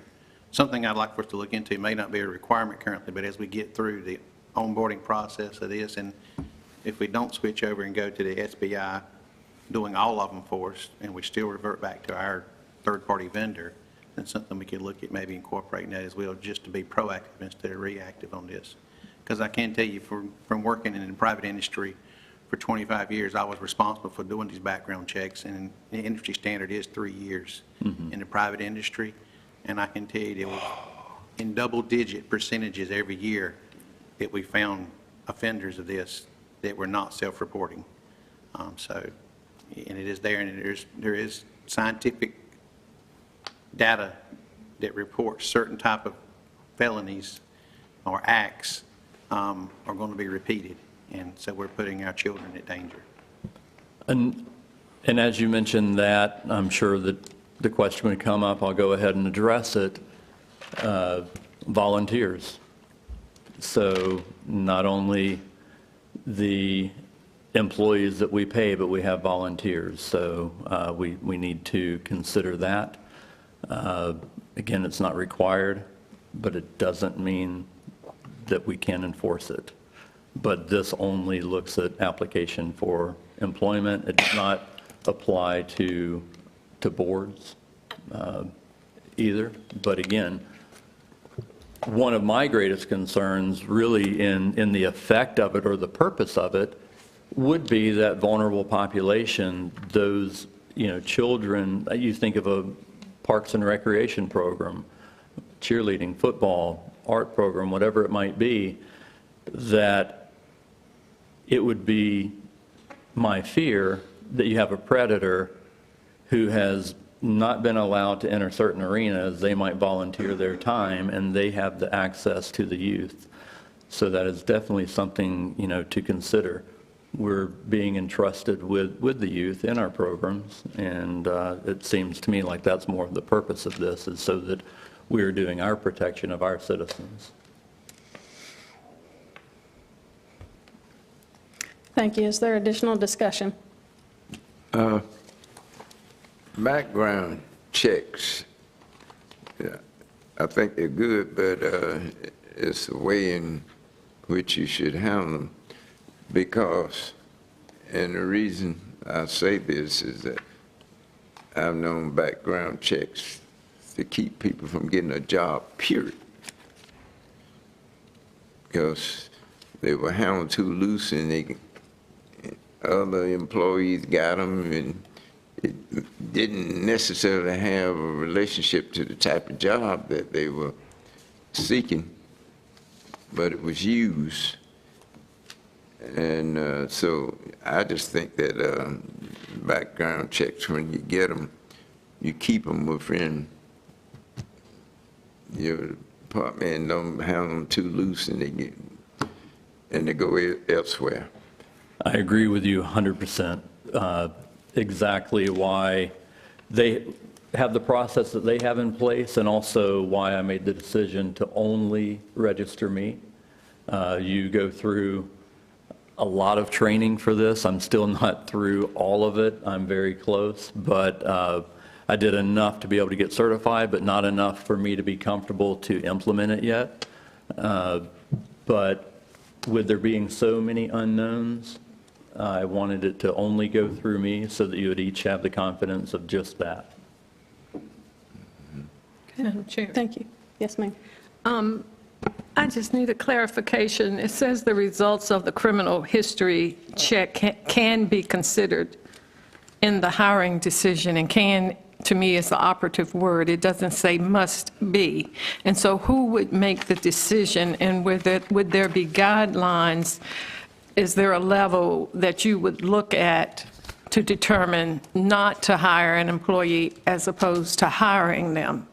And would you make that decision, or since you're the only one to see the background check, or would you be sharing that background check with the supervisor or manager of that department?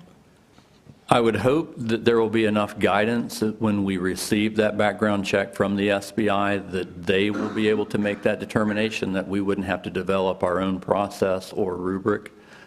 In the event that they do not provide that, I will likely be working closely with our county attorney and vetting that. So when I see flags or triggers, I would be working with him first.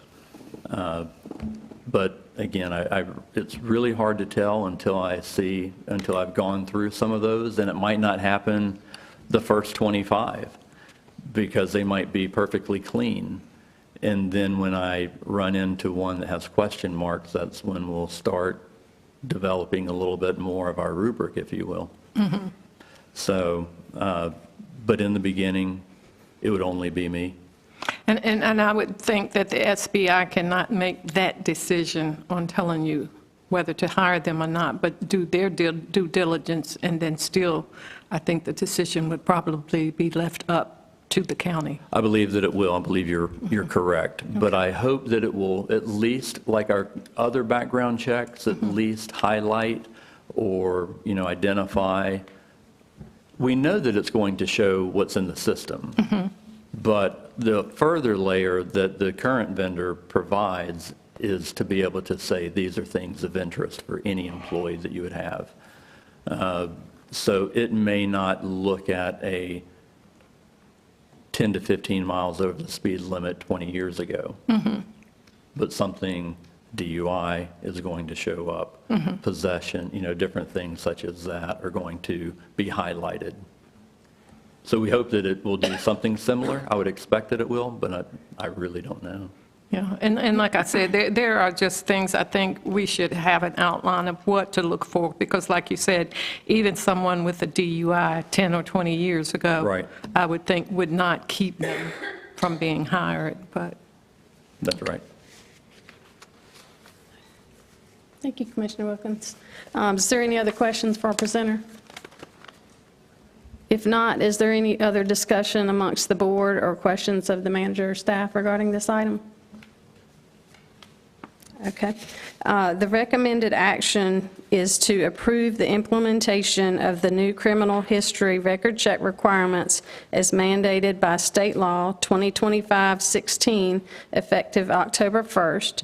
The request includes the following actions: adoption of policy updates, SBI coordination, training and communication, review of position descriptions, compliance monitoring, and to authorize the county manager to identify and appropriate funds for the new requirement. Is that correct, Mr. Carey? Yes, ma'am. Okay, thank you. Do I hear a motion to approve? Madam Chairman, I would like to make a motion to approve the implementation of the new criminal history record requirements, and I would like to put an emphasis on as mandated by Session Law 2025-16, effective October the 1st, with the other items that you just listed. Okay, so noted. Is there a second? Second. Okay. Second by Commissioner Howell. All in favor, please indicate by saying aye. Aye. All opposed, indicate by saying no. Motion passes. Thank you. Thank you all. I know this was a difficult one and a lot of information, and like I said, I would have some of the same questions that you do, and I will be reporting back to you as requested by yourselves or the county manager to follow up on that as we learn more. Thank you. Thank you so much. And Board, I'd like to thank you. I think that was very positive discussion. Next is item number 7, Community Development Block Grant. We'll call on Emily Moore, the Grants and Intergovernmental Relations Director. Good afternoon. Good evening. Good.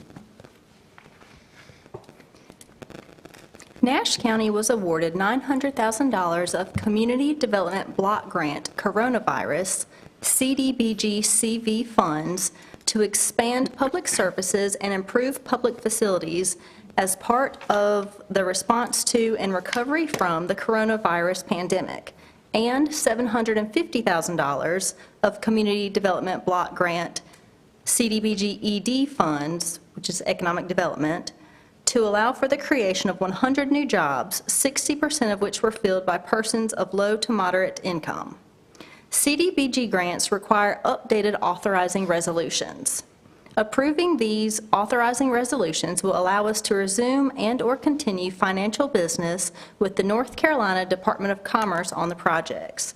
So these are routine paperwork that we update periodically. So the two attachments are the authorizing resolution for CDBG CV and the authorizing resolution for CDBG ED. And the recommendation would be to approve the CDBG authorizing resolutions. Thank you. Commissioners, are there any questions or discussions? Madam Chair. Yes, ma'am. Ms. Moore, do you know what the 100 new jobs are, the area? Is it construction or? I believe it's classified as advanced manufacturing, maybe? I'd have to, let me get back to you on it. Okay. It's- All right. I know the job, I mean, the company, and I believe they make pet treats, so I'm not sure what category that classifies as. Okay, okay. All right, thank you. Okay, thank you. Other questions? Okay, if there's no other questions, the recommended action is to approve the CDBG authorizing resolutions. There are 2 resolutions in the packet, and we'll approve those both with one vote, if that's okay. Do I hear a motion? I'll make a motion Back off. to approve it. Okay, I have a motion from Commissioner Wilkins and a second from Commissioner Belfield. All those in favor, please indicate by saying aye. Aye. All opposed, please indicate by saying no. Okay, the motion passes. Thank you, Ms. Moore. And next is item number 8, Community Development Block Grant, Neighborhood Revitalization Grant. Nash County intends to apply for grant funds in the 2025 cycle of the Community Development Block Grant Neighborhood Revitalization Program for a scattered site housing program. The CDBG NR program goals are to rehabilitate deteriorated housing or reconstruct dilapidated housing for low to moderate income homeowners. The homes must be located within Nash County and outside of the city limits of Rocky Mount, an entitlement city as determined by Housing and Urban Development. To select program participants, Nash County plans to utilize a housing selection committee that will evaluate housing conditions, eligibility criteria, priority criteria, and any other factors deemed relevant. This committee will abide by the criteria indicated within the Housing Selection Committee bylaws. So the recommended action is to approve the CDBG NR 25 Housing Selection Committee bylaws. Thank you, Ms. Moore. Are there any questions or discussion? Just one Yes, sir. question. In our attachments we have, ma'am, page 70, is that all of the bylaws? That one-page document that's in our attachment? Yes. Yes, it should be two-sided, or y'all might have as 2 separate pages, but that's correct. Okay, thank you. Other questions? Yes, ma'am. Is there a reason we only have one Nash County resident on that committee? There is not. So historically, we did not have any Nash County residents until 2023, when I believe you requested that we added one. So from then going forward, we've had one Nash County resident each time.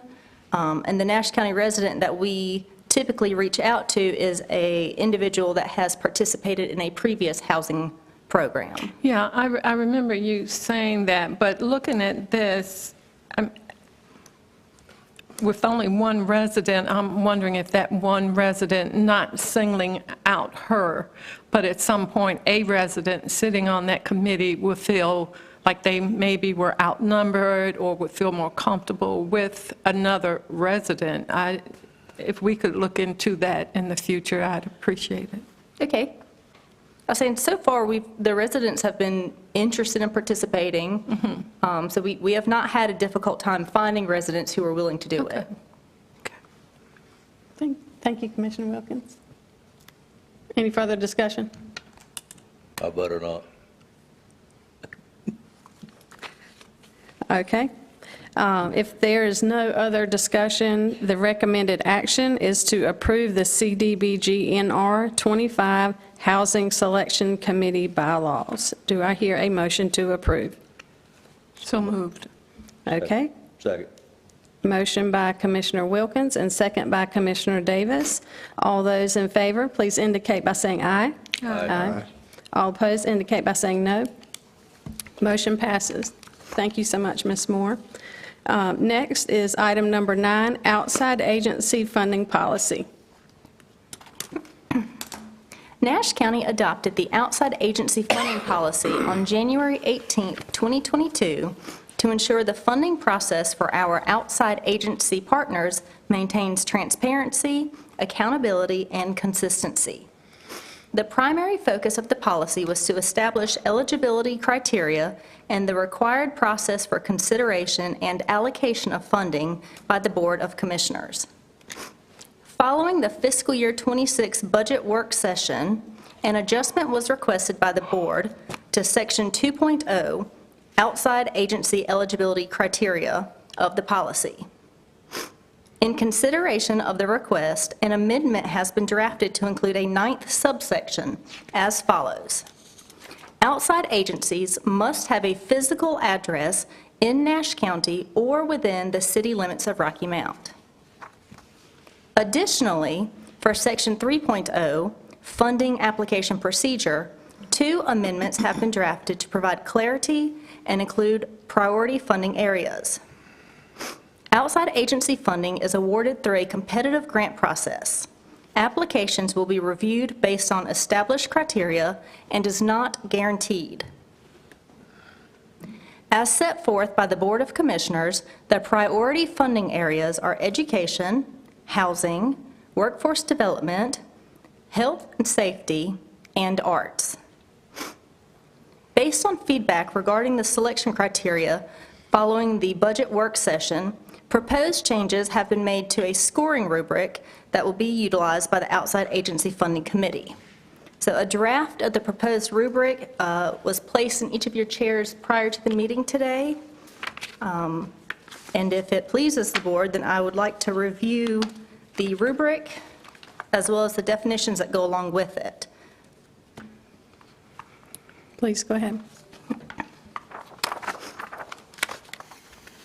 So for the scoring rubric, we have 6 categories: community need and alignment, program impact and outcomes, cost per unit, organizational capacity and accountability, equity and accessibility, and collaboration and partnerships. And as you see on the rubric, there's a brief description on there. Each of these would be scored 1 through 3, but some of the categories are weighted heavier than others. So for the first category, community need and alignment, this would look at how well the program addresses a documented community need or priority. This one would be weighted with 2 times the points. Program impact and outcomes. This is looking at evidence of measurable results or outcomes for clients, including historical program data and unduplicated number of Nash County clients to be served with the specific program. This one also carries 2 times the weight. Cost per unit. How cost-effective the program is based on the total program budget and the number of clients served. This one is weighted at 1.5. Organizational capacity and accountability. This looks at staff qualifications, organizational size, financial stability, governance, and accountability mechanisms. This one is also weighted at 1.5. The 5th category is equity and accessibility. Does the program demonstrate efforts to reduce barriers, such as language, transportation, disability, and affordability? This one carries 1 time weight. And finally, collaboration and partnerships. Does the applicant collaborate with other agencies or leverage additional resources? And this one also carries 1 time weight.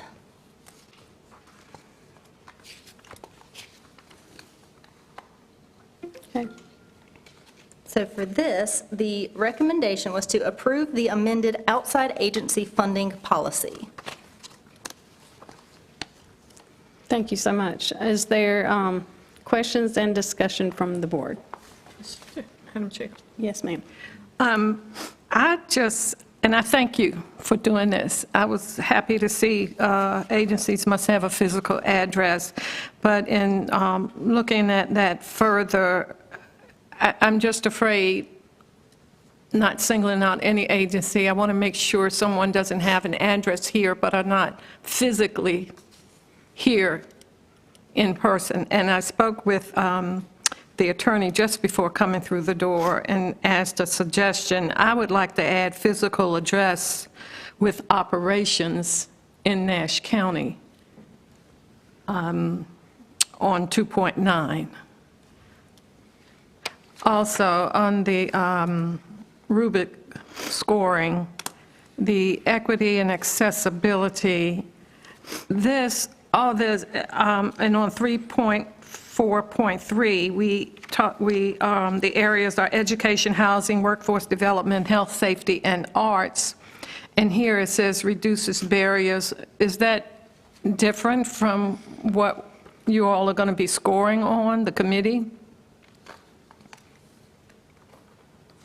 So I believe that in order to be considered eligible, they have to fall in one of your priority funding groups.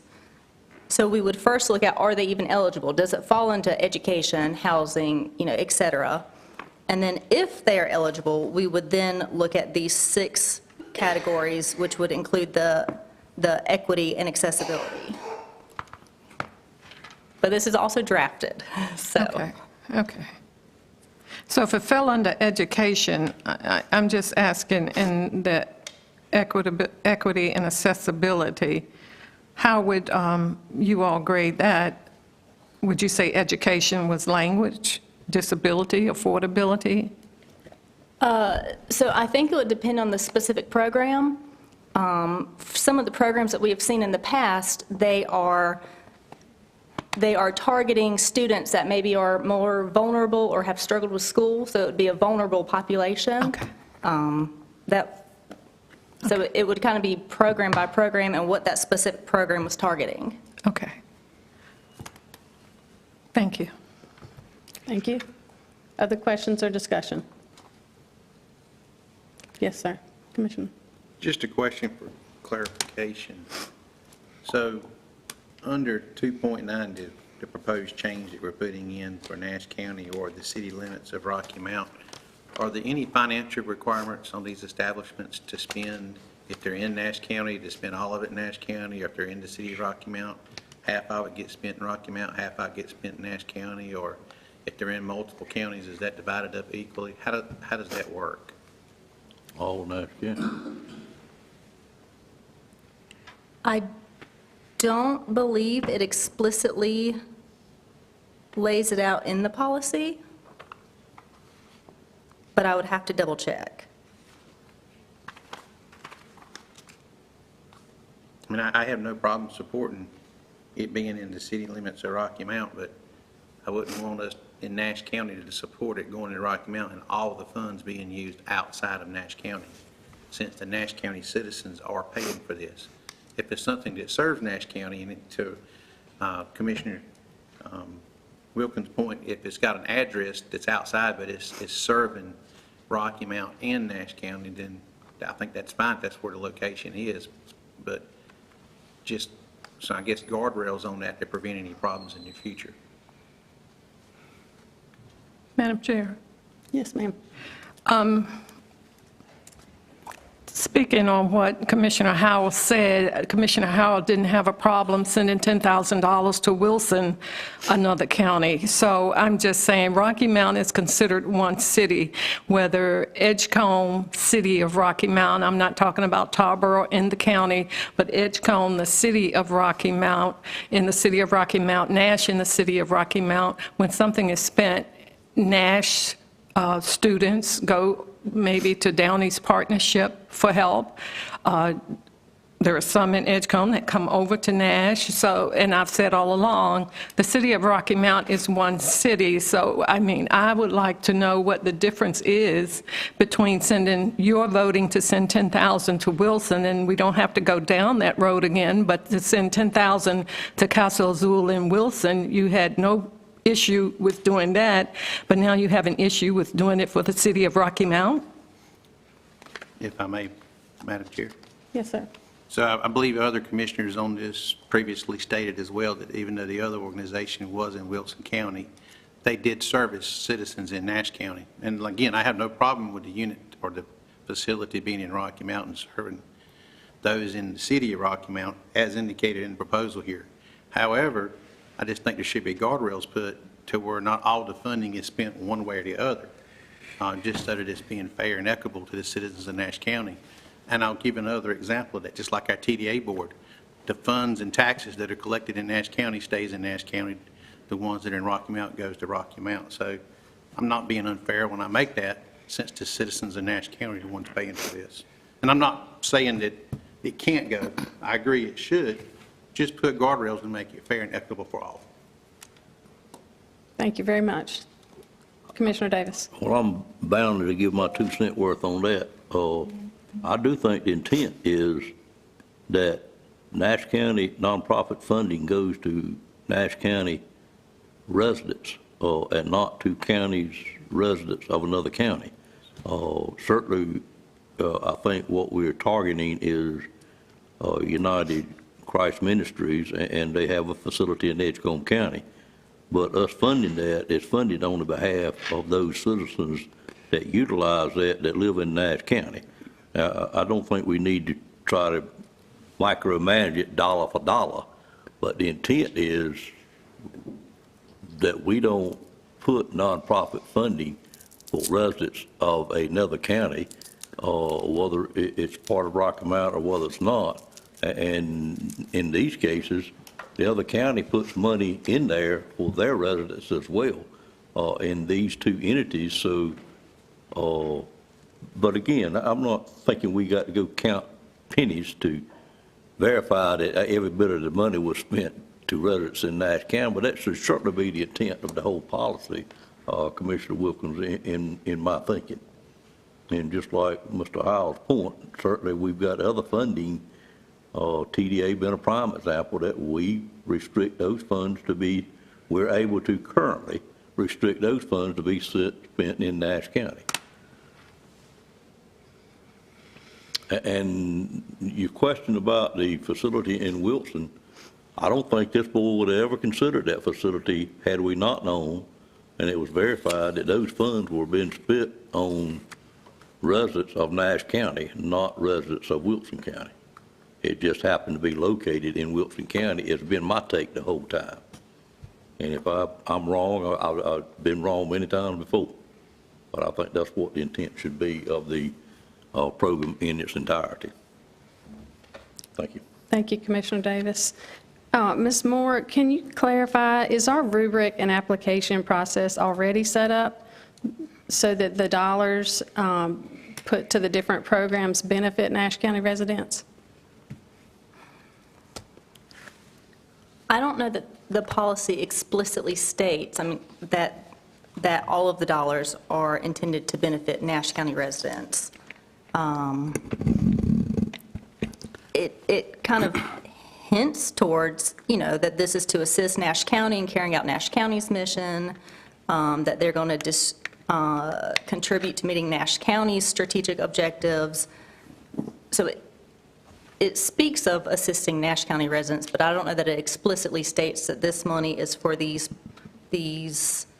groups to assist Nash County exclusive residents. Okay. Yeah. Thank you. Is there additional questions? Madam Chair. Yes. Let's see, Commissioner Arrington hasn't spoken yet. Well, I don't think we can micromanage agencies.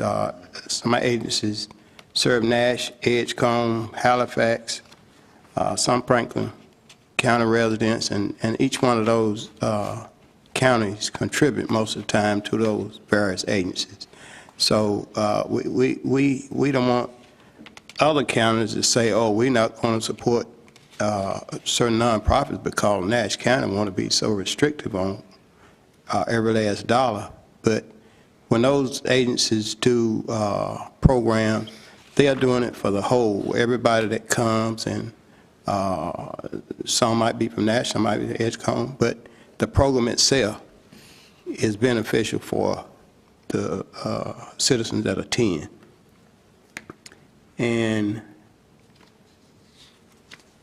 surely we want to support organizations that our citizens need and often have a service that's provided that's, yes, within our jurisdiction.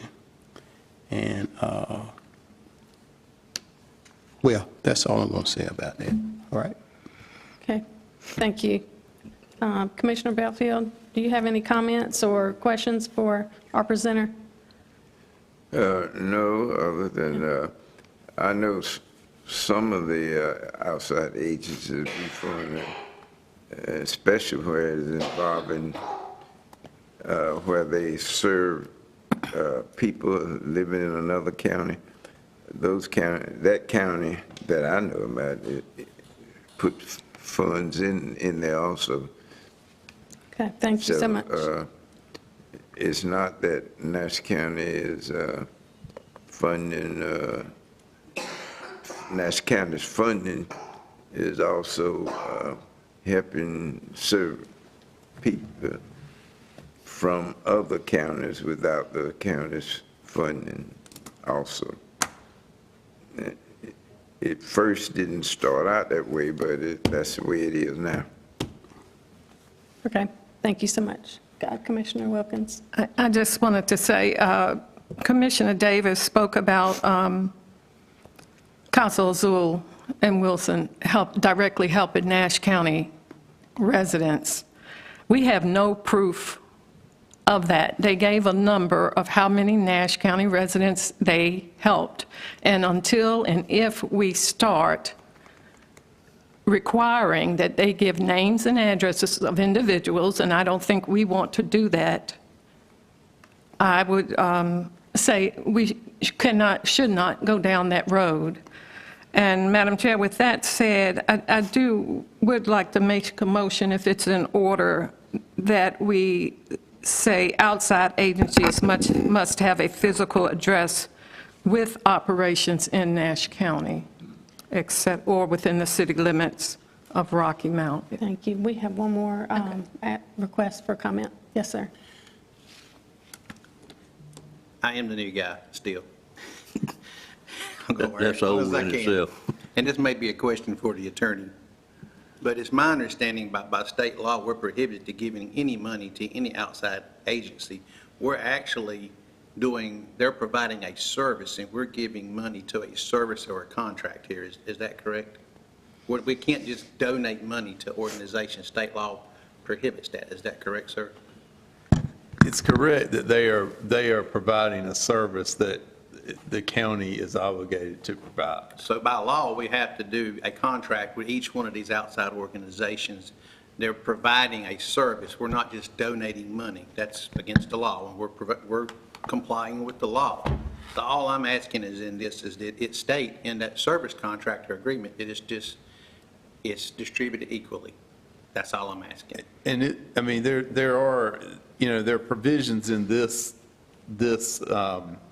policy that does require a contract, as well as reporting and monitoring. Those are included. I don't know if you've seen them, but they are included in this policy. So that is, provided for in our policy. So it's not like we're just giving blanket money. They can do with it what they want. They have to tell us, and this committee has to approve what they're doing in order to get that funding. Is that correct? It's correct that they have to agree to the terms of the contract, and they also have to provide the reporting back to the committee or to the county. And to Commissioner Wilkins' question earlier about how do we know, that's our measurement tool in that. If we look at that contract that they provide the service with us and make sure we're doing it now. The individual ones, we don't dive down that deep. It's at a much higher level, but at least, and that's all I'm asking, just to prevent the same type of situation that has come up previously from occurring again a year from now, if all the funds were to go to other counties and not be spent in Nash County. I'm just asking to be spent fairly. Okay, thank you. I'm just saying, though, and I understand what you're saying, but still, until anyone can sign the contract, but until and if we still don't have names of who they helped and whatnot. There were a number of times I went to that particular agency in Wilson during the day, in the morning, midday, no one was there. That's all I'm saying. There has to be some accountability somewhere. If we're going to trust our funds there, then due diligence needs to be done. And like I said, I don't think we want to go down the road of naming who they helped. Okay, unless there's additional discussion, we do have a motion on the floor. And Commissioner Wilkins, would you like to restate your motion? I just ask that we add physical address with operations. With operations in Nash County or within the city limits of Rocky Mount.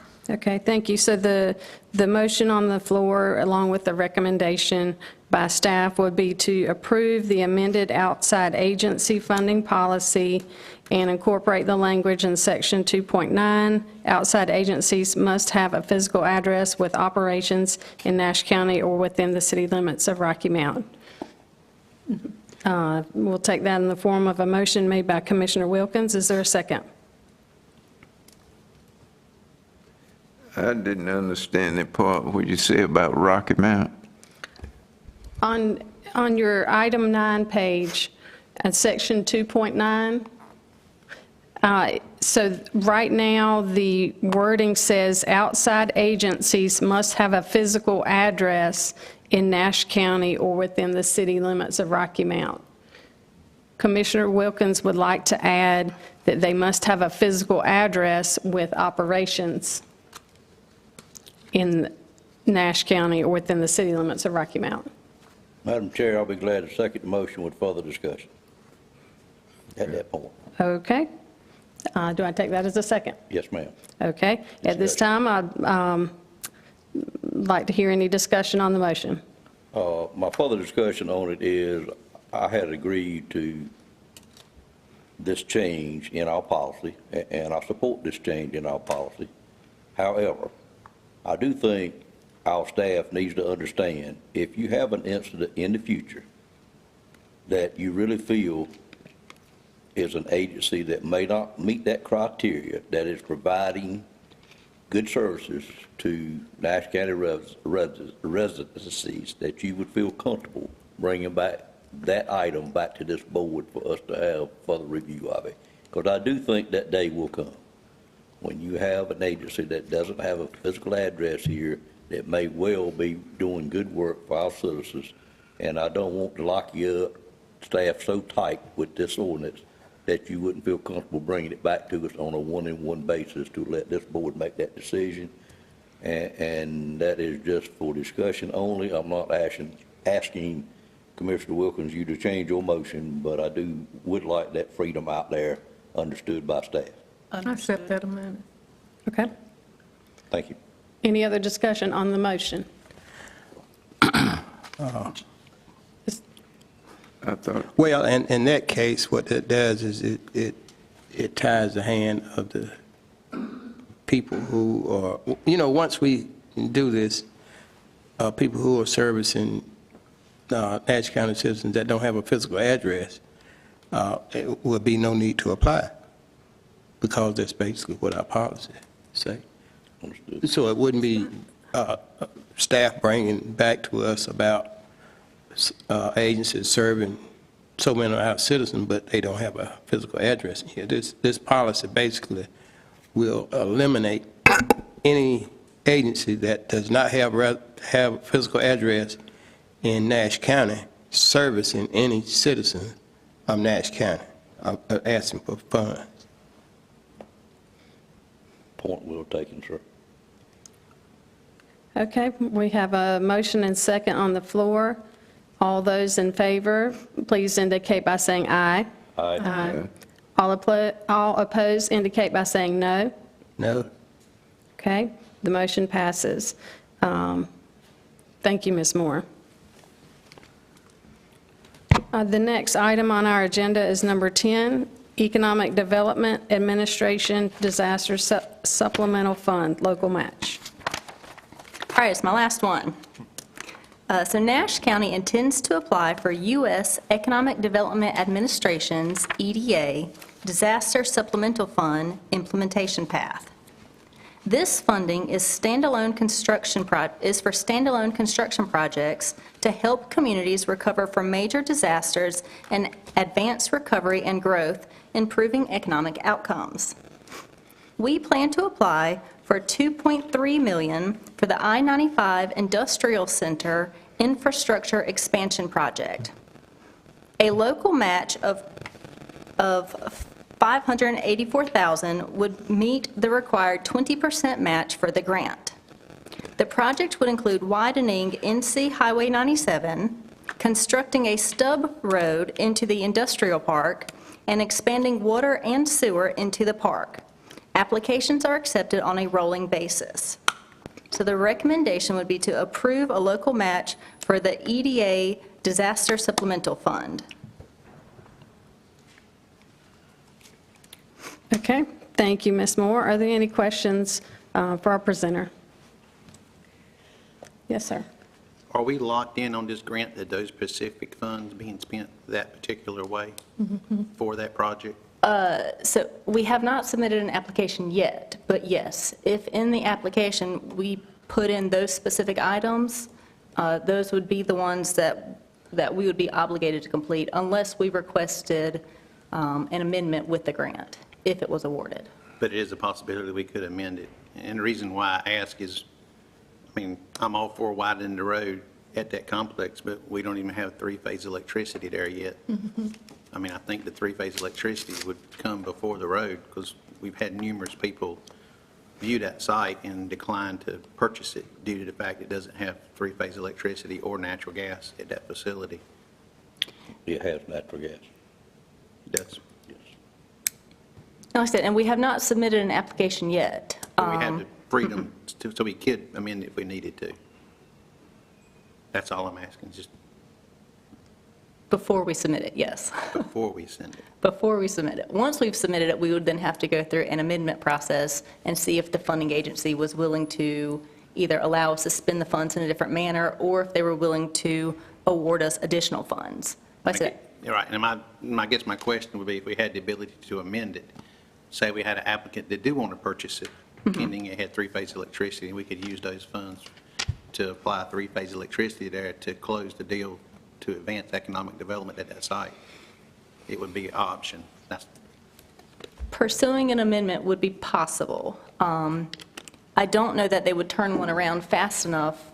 You know, if you had a client who was considering us versus somebody else, I don't know how fast the amendment process would be if you would get a yes in time for that client. Like I said, but in the application process, I mean, we can consider adding that as an element or asking the funding agency if electric would be a good fit.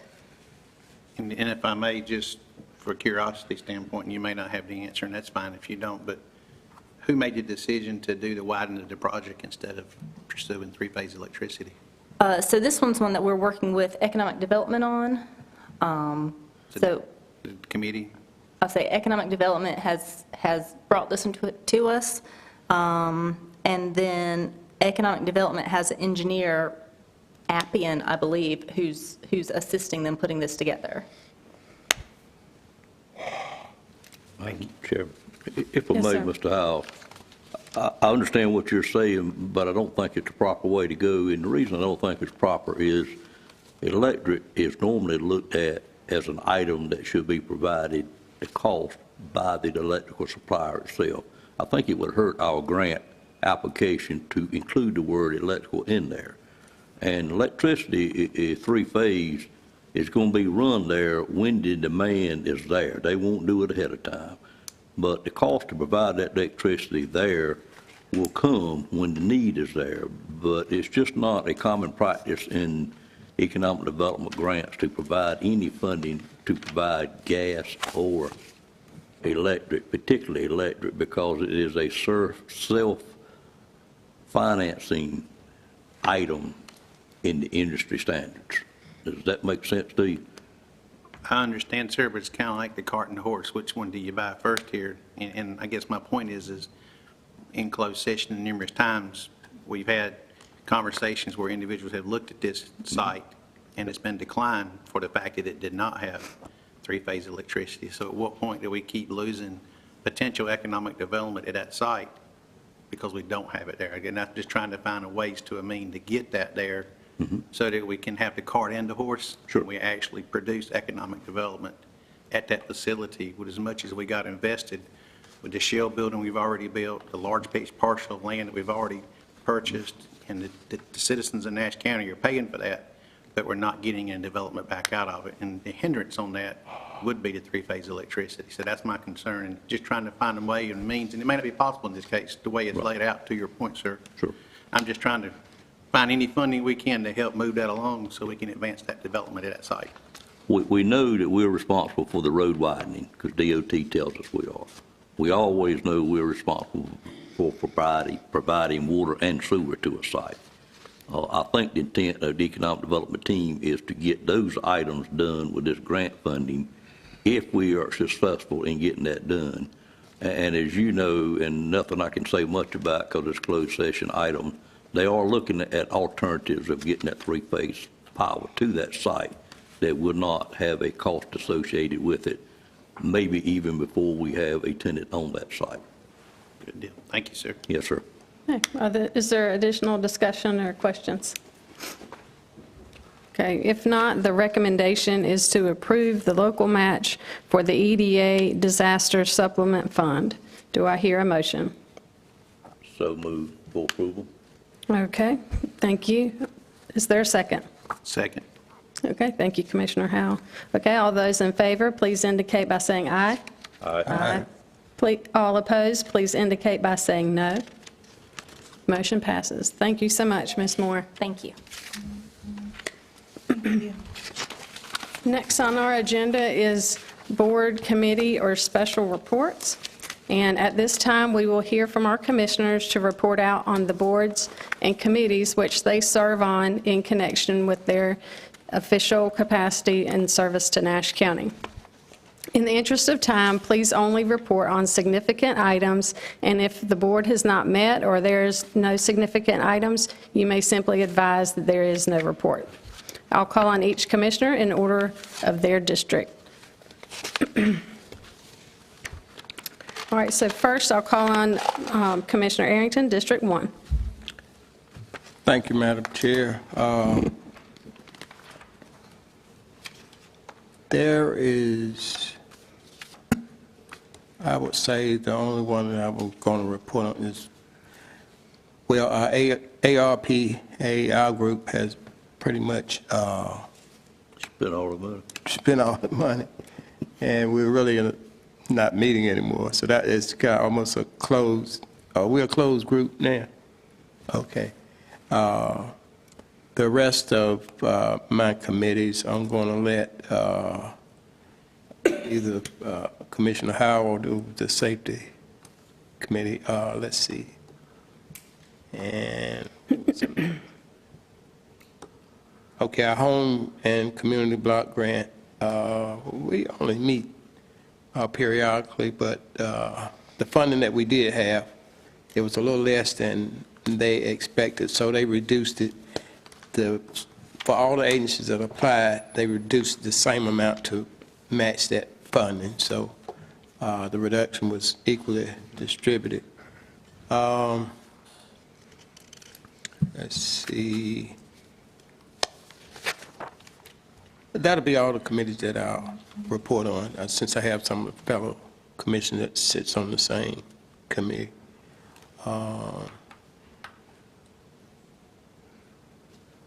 Okay. Okay, thank you so much, Commissioner Arrington. Next is District 2, Commissioner Belfield, for your committee reports. All right, the Upper Coastal Plain Council of Government, we finalized the budget in our last meeting, and Tar River Transit applying for a grant to that committee is applying for a grant from the state Department of Transportation to expand transportation here in Rocky Mountain, Nash, and Edgecombe County, where one individual can request assistance transportation to take them to wherever they need to go. And farmers market, I have no report other than that they moving along smoothly, and each week they go on radio 98.5 to let people know what's available that particular week. They can come by and purchase. The other one, I have no report for the Crime Commission meeting, because Commissioner Arrington may have a report for that, but I don't have a report for that. Okay. Thank you, So- Commissioner Belfield. What's that? Thank you so much. Okay. All right, next is Commissioner Howell, District 3. Thank you, ma'am. So we've got the Volunteer Ag District, and I want to give a shout out to the fellow commissioners today for the efforts they did in supporting the farmland preservation and passing that. I think this is going to move the county along and gives more tools and options for the citizens in Nash County to preserve farmland as the county continues to grow and develop. So thank you for that. The Economic Development Alliance, I'm going to allow Commissioner Wilkins and Davis to speak on that. I was unable to attend the last meeting. The Farmers Market Advisory Board, as Commissioner Belfield just said, that they are advertising and moving along. It is winding down for the season. We did have a meeting scheduled, but due to an illness, it got rescheduled, and I haven't got the new dates yet on that. High-speed internet, I just would like to give a big shout-out to Ms. Moore.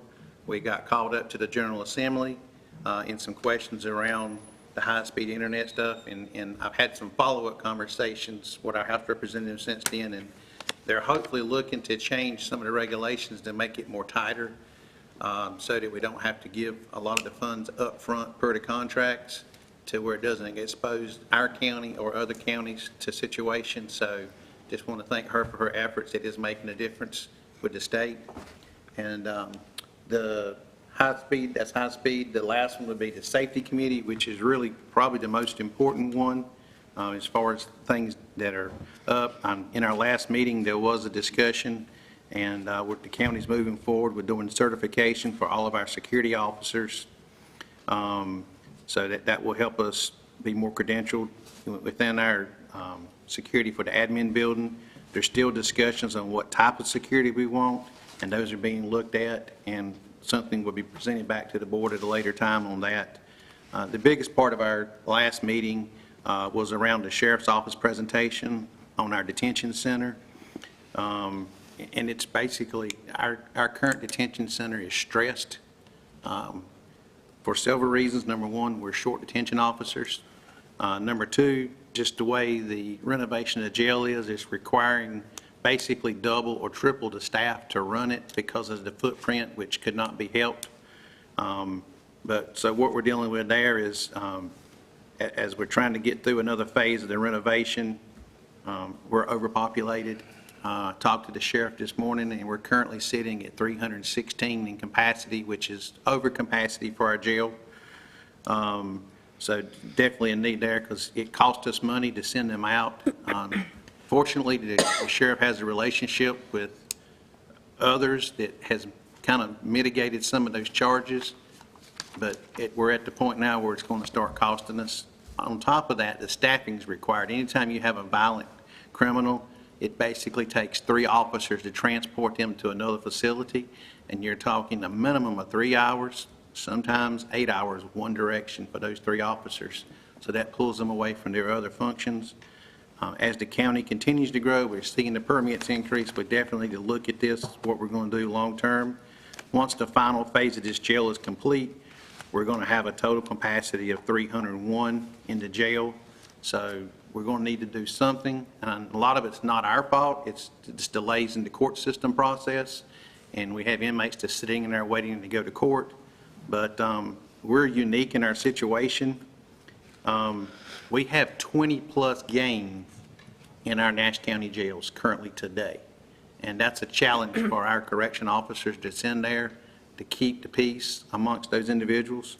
So something we definitely need to look at, and I think you'll see a request coming soon from the sheriff for additional staffing for the jail, once he gets these positions filled, to be able to accommodate the changes that's taking place in the renovation. So, sorry for a long spiel, but there's a lot going on there that requires our attention in the future.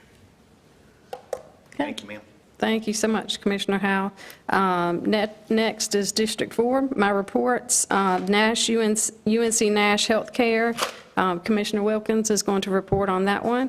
Natural Resources Resilience Committee, that committee has met. Let's see. During that committee meeting, they reviewed the various projects they have going on, including the stream rehabilitation program, which is underway. They also reviewed their community engagement events, including ecology field days and a landowner land summit, which is planned. Also, their next meeting is scheduled for December 11th. I do not have any other reports. Farmers Market Advisory Board report has been given, and then Capital Projects Group, Commissioner Arrington and Davis, they also serve on those committees. Next, for District 5, Commissioner Wayne Outlaw. He emailed his committee reports out to the commissioners, and we thank him for that. And I'll call on Commissioner Wilkins from District 6. Thank you. Insofar as economic development, on Wednesday, October 1st at 11, Bill Labs will be doing a groundbreaking on Industry Court in Nashville. Also, the county participated, economic development participated in the Twin Counties Education and Business Summit on September 18th at Nash Community College. And as far as the Middlesex Corporate Center, Jackson Builders Incorporated kicked off site work and construction of Shell Building Number 3, a 50,000 square foot facility set to be ready in spring of 2026. Update on UNC Health Nash. As many of you know, Nash broke ground on its new inpatient bed tower, as well as 2 new medical office buildings in western Nash County to meet the growing needs of that region. The new Nashville medical office building will include an expanded primary care practice with 8 providers and an urgent care. The Middlesex office building will include the same primary care practice, 8 providers, and space to accommodate future growth, such as imaging. Nash submitted a certificate of need application for fixed MRI at Middlesex facility, and it will likely be converted, the old one will likely be converted into an urgent care, and both medical facilities should be operational in summer of 2026, and the new tower is planned to be completed in 2027. UNC Health Nash transferred more than 900 patients from community hospitals across the eastern part of the state to receive care and services at Nash. The vast majority of these services were gastroenterology, followed by urology, cardiology, nephrology, orthopedics, and a variety of medical and procedural healthcare needs.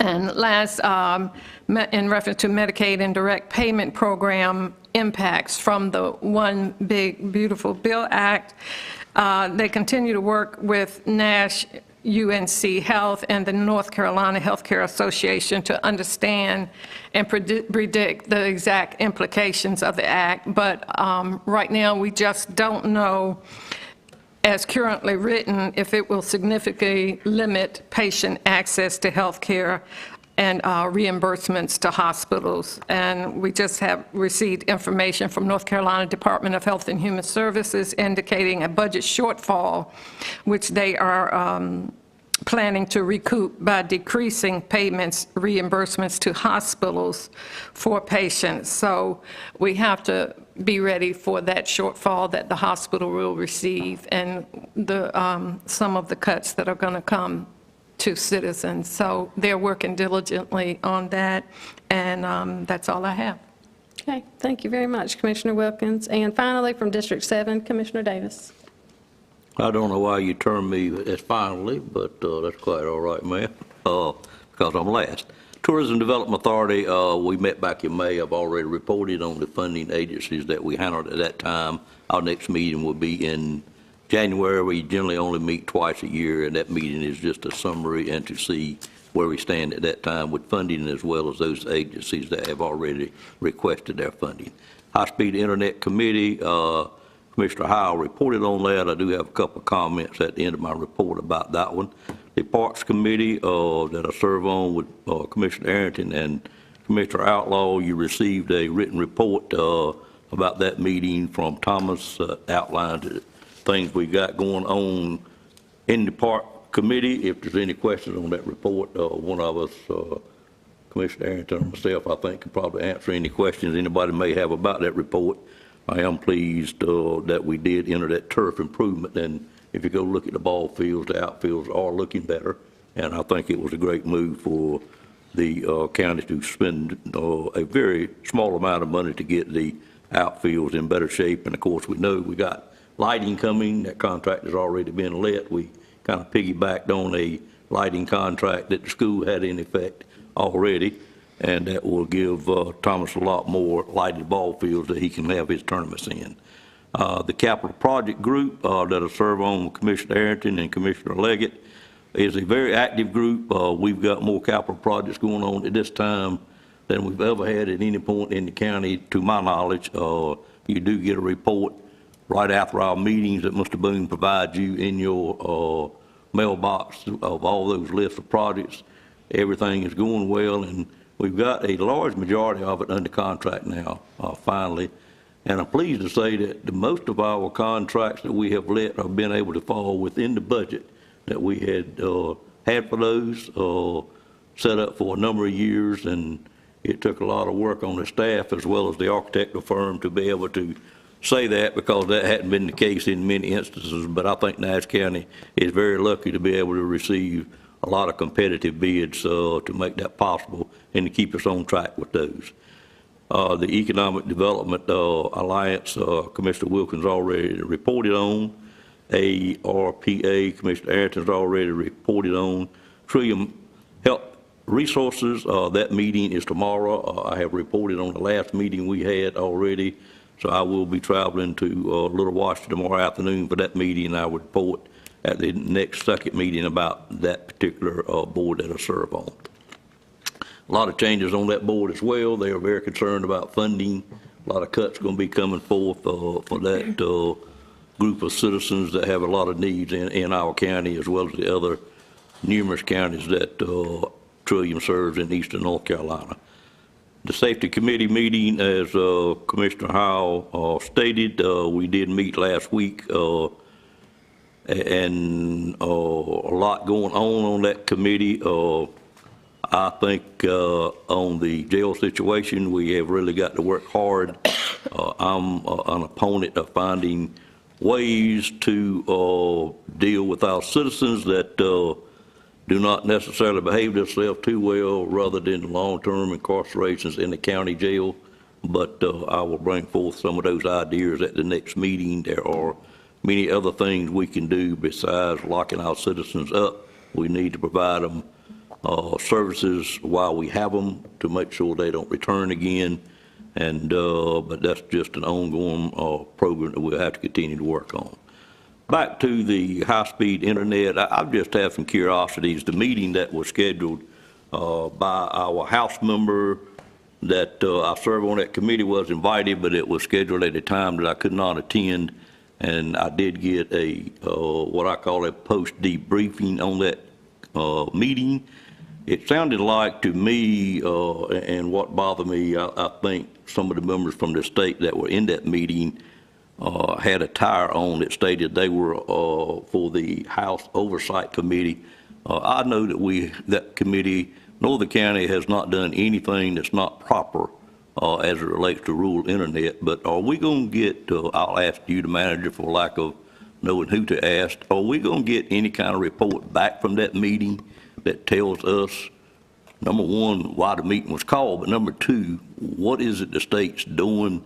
I'm just looking some kind of follow-up report. Ben's that our people had to take the time to go, what I feel like may be to defend themselves, and I certainly know that wasn't necessary, but just your thought on that.